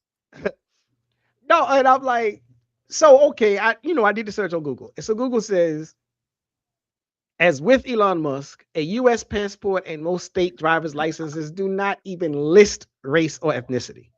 Okay, these documents verify legal identity. Say that again, because Mr. Holland's back, so I want to make sure you tell him exactly what you just did. It says, and this is Google, this says, as with Elon Musk, a U.S. passport and most state driver's licenses do not list race or ethnicity. These documents verify legal identity, citizenship, and residency, not heritage. A Jamaican, a Ghanaian citizen would have their specific country of birth and citizenship listed, not a racial descriptor. So that would mean racial descriptors wouldn't apply to anyone. Well, that would mean racial descriptives wouldn't apply to anyone. Well, no, I don't know if that's what that means. What's that? What do you mean by that? I'm looking on my license to see because I could have swore that that there was black or something on there on my license. I was wondering too, but I'm like I said, I'm just reading what came off of Google. You might be right. Because that B on here says restriction. Maybe black is a restriction. I got a B on my license. It said restriction under restrictions. I mean, I got a B class license, right? Or no, classification C. Now we looking at licenses. We not looking at passports. Yeah, you looking at passport right now? I'm trying to grab my passport. Oh, B on my license mean corrective lenses. Okay. I got my all right, so you might be right there, cuz you might be right. But it actually says it says there are no ethnic descriptors. So Elon Musk cannot put African American or any other ethnicity on his U.S. passport because U.S. passports do not include a field for race or ethnicity. A U.S. passport only lists nationality as United States of America as a place of birth, which for Elon Musk, it would say South Africa. Question. Once again, let's just take another part of Africa. A citizen from Africa comes over here and becomes a citizen in America. Do they carry their continent first, then American, or do they carry their race first, then American? would they be able to say that I'm an African American that comes from Kenya? Can I answer that? Well, Yeah, go ahead. first and foremost, they're going to go by not their continent. They're going to go by their country of origin in most cases. It's a clear definition of what an African American is. It does not, and it also depends on what you're speaking about. If you're like he just shared with you now from it seemed to be accurate so far that this is not on licenses and perhaps passports, but what is on. So that let's get that out of the way and make that clear, right? Because we will begin to move the goalposts, right? So initially, so he answered your question. Like, go and look at your license and tell me if your race or ethnicity is on there. I'm not sure. It might be different state by state, but for sure, I looked on mine, and as of yet, I haven't seen my ethnicity there. I could have overlooked it, but that's one. Two, genealogically, they can't say that they're African American. In most cases, they don't even want to say they're African American. They would rather say that I'm Nigerian, I'm Jamaican, I'm Trinidadian, I'm Bahamian, I'm all these things. None of those are ethnic descriptions. What are you talking about? When I say ethnic, I mean as it pertains to race. If Are you're you saying that a Jamaican is the place that they're from, the lineage could be black. It could okay, what's be, their lineage? Most Jamaicans that we are familiar with are black. When you think of Jamaica, I so think you're about messing up, though. You're messing up. See, you're not a real good FBA spokesperson. Because we're not talking about FBA right now. We're talking about other things. But if we want to go back to FBA, that's the whole point of the conversation. What are you talking about? Okay, well allow me to get because back you to called in, and you said I'm a proud FBA. And allow me to get FBA, back to my point. The ideology of FBA, they say that other people don't call themselves black. Let's get that correct first. Although that's false. Not all. I didn't say all. I didn't never say all, but because people have their it sounds like it. I said most, and if I didn't say most, let's clear it up and say most FBA. You didn't say most. Okay, that's okay. Let me say and now. You can't speak for most, and it's not fair for you to speak for most. It's not fair. From brother, I'm giving it is not you some fair. grace. It's not fair for you to say most. Let me talk, because you are not a good FBA representative. You haven't let me finish representing. And what I'm saying is the reason why I'm saying I want to do one thing at a time, because you're moving the goalposts. What's on your license? Let's start with that. I was just double checking as we talk, but okay, I'm gonna give you a moment. While I'm taking the moment, let me be a good representative of FBA to my best ability. As I was saying, let's deal with I want to give you a moment to see if you have your ethnicity on your license. Perhaps it's something in New York State that's different than Maryland and Virginia. I have a South Carolina license. Oh, South Carolina. Well, maybe there's something different in South Carolina, my Harlem brother, that is different. It's possible. You know, you might be Geechee.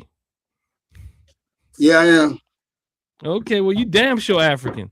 Okay.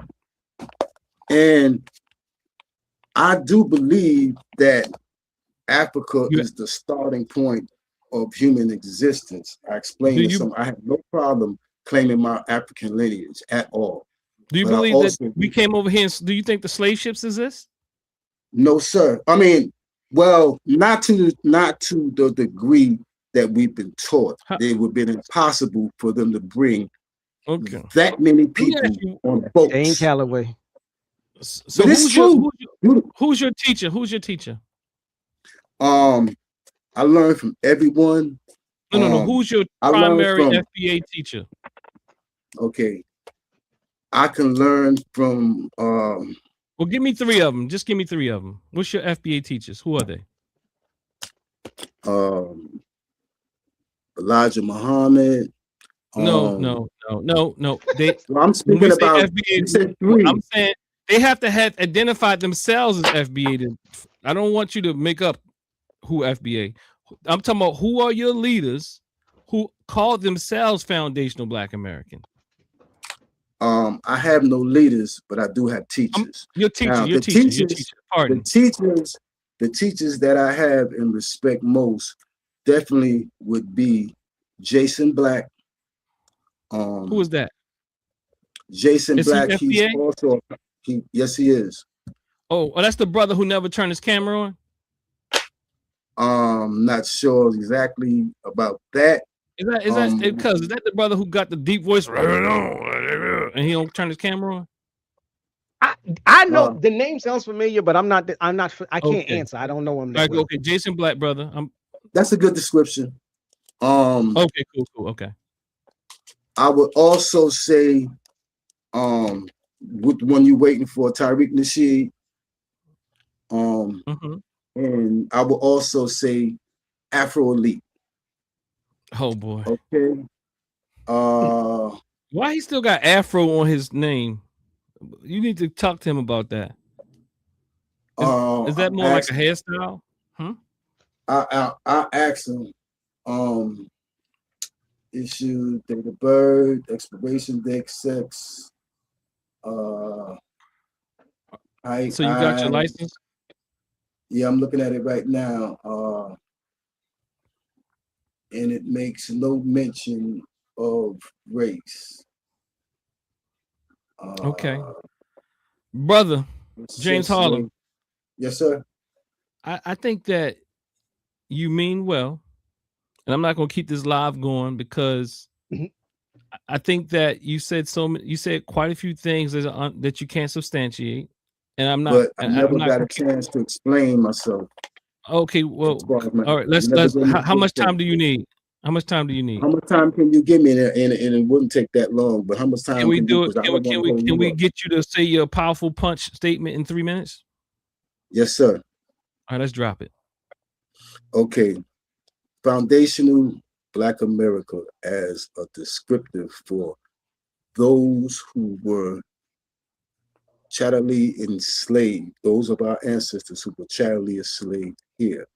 Also for those who may have escaped slavery, but still were here when the foundation of America was established. Those are the people that I am of the same lineage who deserve reparations from this government. I say we deserve reparations because reparations were paid to the slave masters. The people who had our people enslaved, they got money for their losses. There are people from other countries that were inflicted in some manner by America who received reparations. There's no one on this earth, definitely on this planet, who was inflicted more than, I would use the term that we used to use, African American. But there was no one on this earth that was inflicted more than foundational Black Americans. We are here when the foundation of this country was established. We were here before, but we are talking about monetary damages. So we're going to say from the foundation of this country. We need money. We need wealth. We need opportunities that we can give ourselves with the money and with the wealth. That has been scripted from us for all the years that we've been here. Be it if we got it on our own, they would take it. Anything they can do to keep us down, us in particular. I'm not talking about recent Black people who came here or recent Black people who ancestors did not go through. Ancestors who did not go through the suffering that my ancestors went through, me as a Geechee. So yes, the same way they paid all those other people's reparations, we deserve it too. But we have to delineate who gets it. And that's why foundational Black Americans are an excellent term that we can use to make sure this government When we get our reparations, they know exactly who it's going to go to, and we can substantiate that we've been here. I don't need no more time. You did a good. I don't. Okay. You just okay. I appreciate you. You're wrong, but I do appreciate that you. I do appreciate your love, though. I do. I mean, because I really do feel it. I mean, for all intents and purposes, my lineage. I mean, when I say lineage, I ain't talking about that lineage usage that they use. I'm saying my ancestry has come through that. And I too believe that there's a repair needed. And that we're due some things if we fight for it. But at the same time, I think that there's some things there that's more you put out with that I think that is impossible to measure. One being there's no one on the earth that has been inflicted more than FBA. I don't know how you measure that. I don't know. I've heard a variety of stories in even other directions. I've heard that the worst form of slavery was in this place and that place, and it hasn't always been here. I've heard people say the worst form here was here because we lost certain levels of culture. I've heard other people say on sugar plantations that it was a worse process. I hear people talk about the Dravidians and so on and so on. The Dalit people, the untouchables and all that that's going on there. I'm just saying, like, I have no desire to be in the Impressions Olympics to substantiate my claim to that Black Americans, African Americans, more specifically, have been done wrong, and that we are and I struggle with the thing that we are owed a thing, because I don't think an enemy owes you any damn thing. I think you have to fight for whatever you get, even if that comes in any form of reparation. We need money. I agree with that. I also think we need education. I think we need critical thinking skills. I think we need, and I agree with you that we need the things that have been stripped from us, including our culture. I would say, though, I would add that we need our culture, and and especially here as foundational Black Americans, as you like to call them. I call them African Americans. You still haven't shown me any reason, any point, any idea why that term is a necessity when it's purely genealogical. Everything you're saying is genealogical.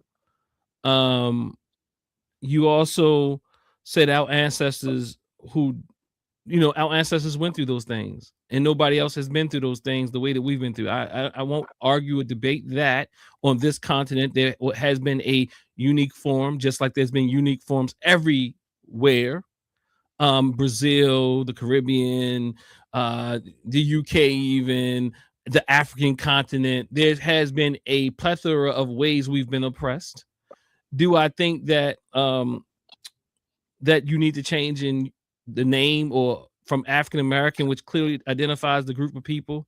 No, you haven't shown me any why you have to substantiate that. Your loose claims and your loose claims such as can Elon Musk is also African American, is also mythology. It's a part of FBA's mythology. I ask you to research. I ask you to go to Google. I ask you to do better. I ask you to put down Jason Black. I asked you to put down Tariq Nasheed. I asked you to put down, who's the other person you said? Afro. I haven't even looked at him enough to know, but I think he's in Hidden Colors. Is he in Hidden Colors? Now, in no way am I a representative of those people. I am a student of them. I appreciate they can like it or not. They can like it or not. I feel I'm a student of them, and I appreciate them. Well, but I'm not a representative of them.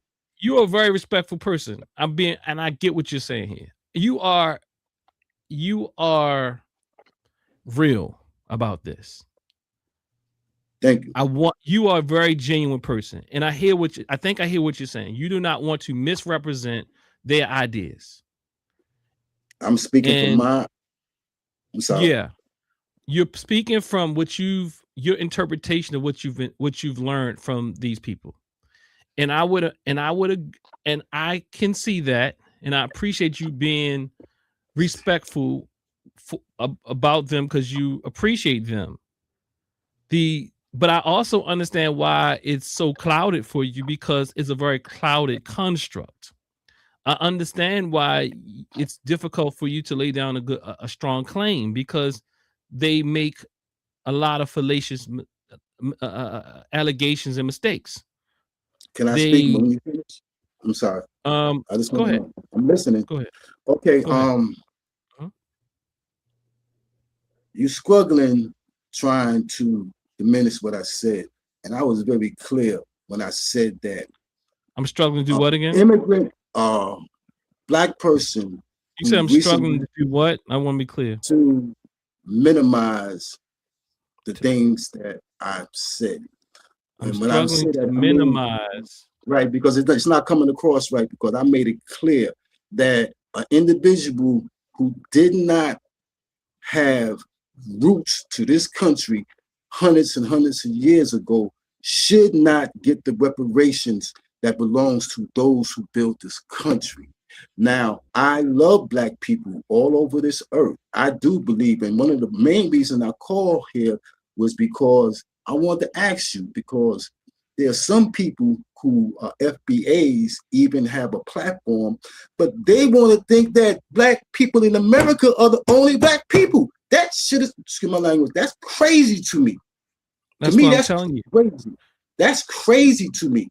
And I sometimes frequent a particular show because I realize that this person is trying to brainwash a generation of young black people who are attracted to him by saying that foundational black Americans are the only black people that can use the term black, which is ridiculous. And I try to get you're not totally indoctrinated. You one of those people who say you're a Christian, but you don't believe the Bible literally.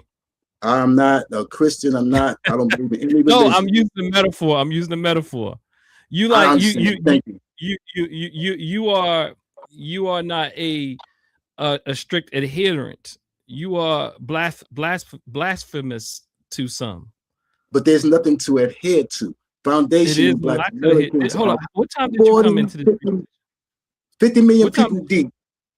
Did you come into this presentation? What time? I'm not sure, but I'm fortunate to be here. No, you're a peaceful brother, man. But look, no, I'm saying, did you come from the beginning? No, sir, I didn't. Okay, go look back at this. I want to see you next week or something. Holler at me. Hit me up. We'll talk more. I appreciate the time. You know, I'm not struggling with articulating your points. That's a very clear FBA point that they don't believe other people are due to what happened to them on this and what they are owed here. I'm not struggling with that at all. I'm very clear on that. I just disagree with that. I disagree with the idea that one, that you're going to get it that way, and two, that your oppressor is going to liberate you, and three, that there's not something we're going to have to fight for and take out on our own, and that we need African and Caribbean and all the allies. I think that you're a bit more nuanced in your approach and perspective. You're a bit of an outlier, and you don't want to be identified strictly with some of the FBA foolishness. However, you identify with FBA because you feel like it's a good term. I think you're very clear on that. I just think that you're still unclear on what your teachers are teaching. And I appreciate you, brother. You take care. Thank you very much. All right. Peace and blessings. Absolutely. Cuz. Send us home, cuz. Send us home, cuz. I got to get out of here, man. I got to get out of here. I appreciate the brother Harlem, man. I ain't going to lie. I really appreciate brother Harlem. I'm hearing you saying something about in the chat too, cuz I'm coming for you next. I don't know if I read it right. People can call themselves what they want to call themselves, whatever. Right? No, but what I said was somebody in the chat said, mm-hmm. if a person tells you I identify as FBA, mm-hmm. and you respond to continue to call them African American, then that's disrespect. Oh, and I okay. said, okay, I got you. I agree with that. Like I personally, I don't have a problem with anybody saying I'm FBA. You can call yourself whatever you want to. Kujichaga Leah, that's all on you. So if you Yeah. tell me like male or female, we cool, we enemies, what have you. If you say my label is FBA, I'm fine. I will call you FBA. That's what I was saying in the chat. Now, that don't mean I agree with anything. Most of the people in the chat still saying FBA this and FBA that, and we got to look out for ourselves, and they want our reparations. And no, I mean, like, but I okay, appreciate it. They helping the algorithm. You know what I mean? They're fighting for the cause. They're fighting for the cause. They're fighting for their political. Look, what do you expect when you have a political identity? I want to hear how many of them. I'm gonna pose the question: how many FBA in the chat before we go are also Pan-Africanists, and how many aren't? I want to hear it. How many of you all who came into this video for this video are saying you are Pan-Africanist and FBA? If you are Pan-Africanist and an FBA, put 1 in the chat. If you are FBA and you believe Pan-Africanism is dead, put 2 in the chat. Let's see what you got. Let's see what you got. Because the title of this particular episode is Can You Be FBA, ADOS, and Pan-African? I would argue anyone who thinks that you can be both is deluded.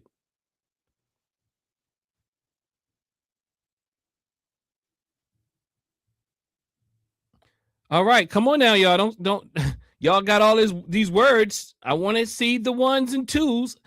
If you are FBA and Pan-African, not that you think you can be, if you are FBA and Pan-African, put 1 in the chat. If you are FBA and believes Pan-Africanism is dead, put 2. All right. Hey, cuz, go ahead and send us home. Send us home. They ain't going to do it. They're not going to do it, cuz. Okay, JG11. JG11 don't count, man. JG11 ain't no damn Pan-Africanist.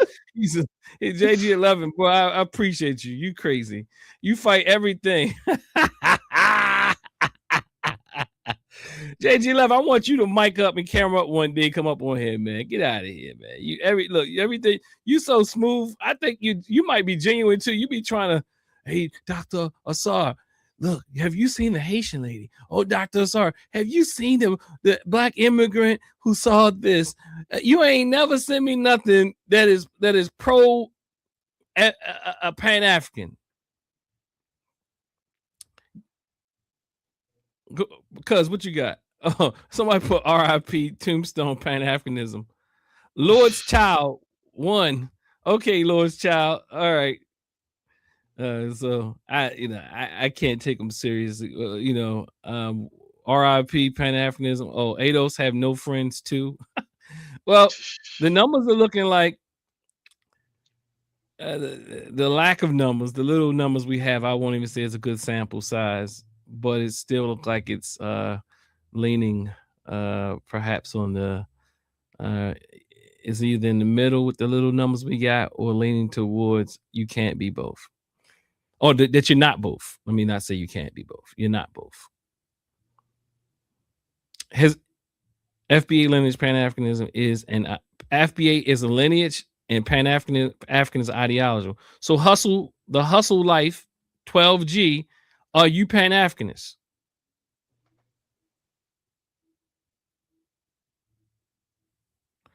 Okay. Oh, somebody says some super chats or something, brother. Cuz. I didn't see no super chat. I know that's what I don't see none either. Not recently. No, you had a couple earlier. Mr. K said, I saw someone with a $5 super sticker, whatever that is. Oh, Kevin. Kevin says, "Call me the Pan African Library, Dr. Dennis." Oh yeah, I like. Yeah. I'll give you that, Mr. K. You are the Pan African Library, and we appreciate it. Ain't that the truth? JG11. My wrench. Oh, JG11. JG11 said he won his wrench. Hey, JG11. Look, JG11.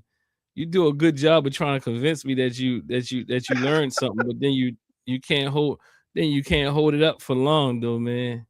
Yeah, he let his true colors come out. Today, did he show himself today? Oh yeah, he went back and forth from "I'm for the people" to "Is FBA or you an enemy?"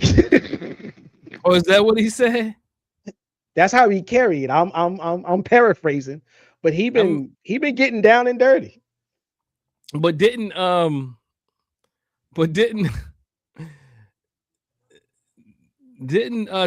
on his website say you can only have one allegiance?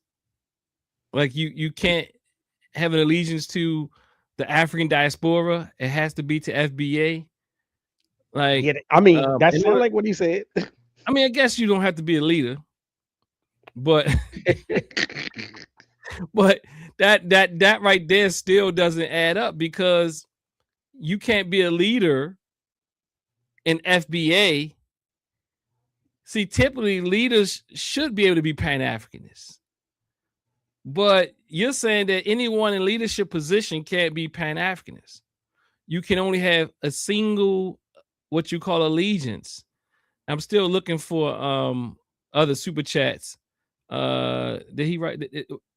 Did I miss something? Did I miss something, Mr. K? Because y'all got a lot of comments in here, and I don't see any more. Mm-hmm.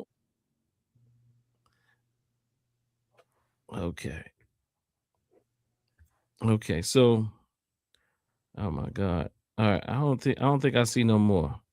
But hey, cuz, is he responding? Because I'm looking. And I didn't see anything. I didn't see. Okay. Anything. So, all right. So I think we probably hit his super chat. Maybe he made a mistake and put an S on there, or maybe I just overlooked it. Okay. So, in closing, family, I'm going to do it like this. I'm gonna do it like this. I'm gonna let the dear Baba. What's the other super chat you put in there, Kevin? Brother Kevin, before you go, just rewrite it. And I trust that it was a super chat, and I don't have a problem putting up. Well, anyway, hold up. I appreciate the super chat. Yeah, do the super chats. Yeah. Can you rewrite it, Brother Kevin?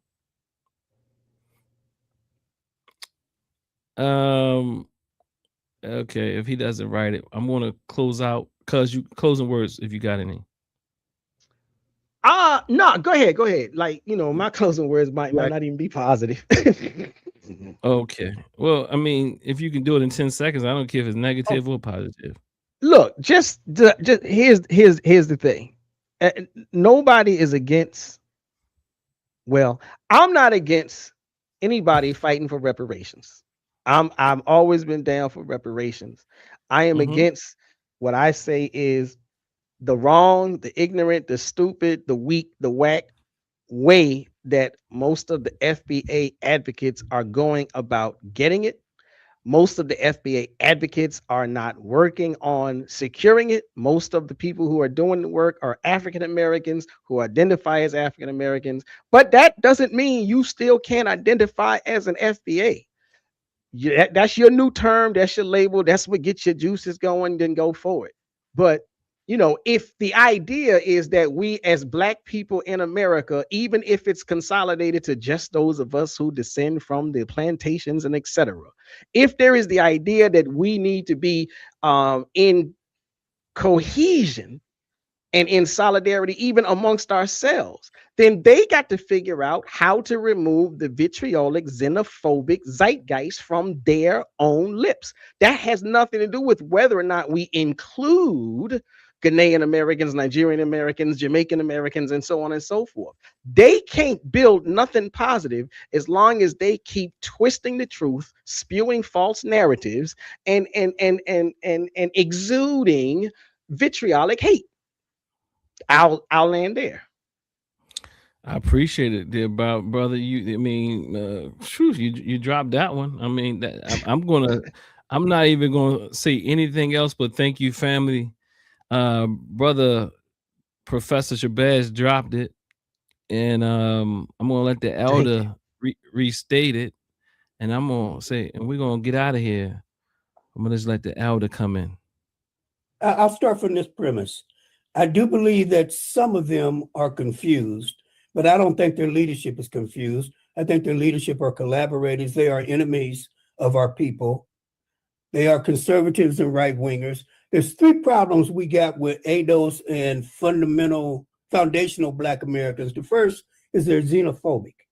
So they can't take a Pan-Africanism because they're against other Black folk at a foundational level.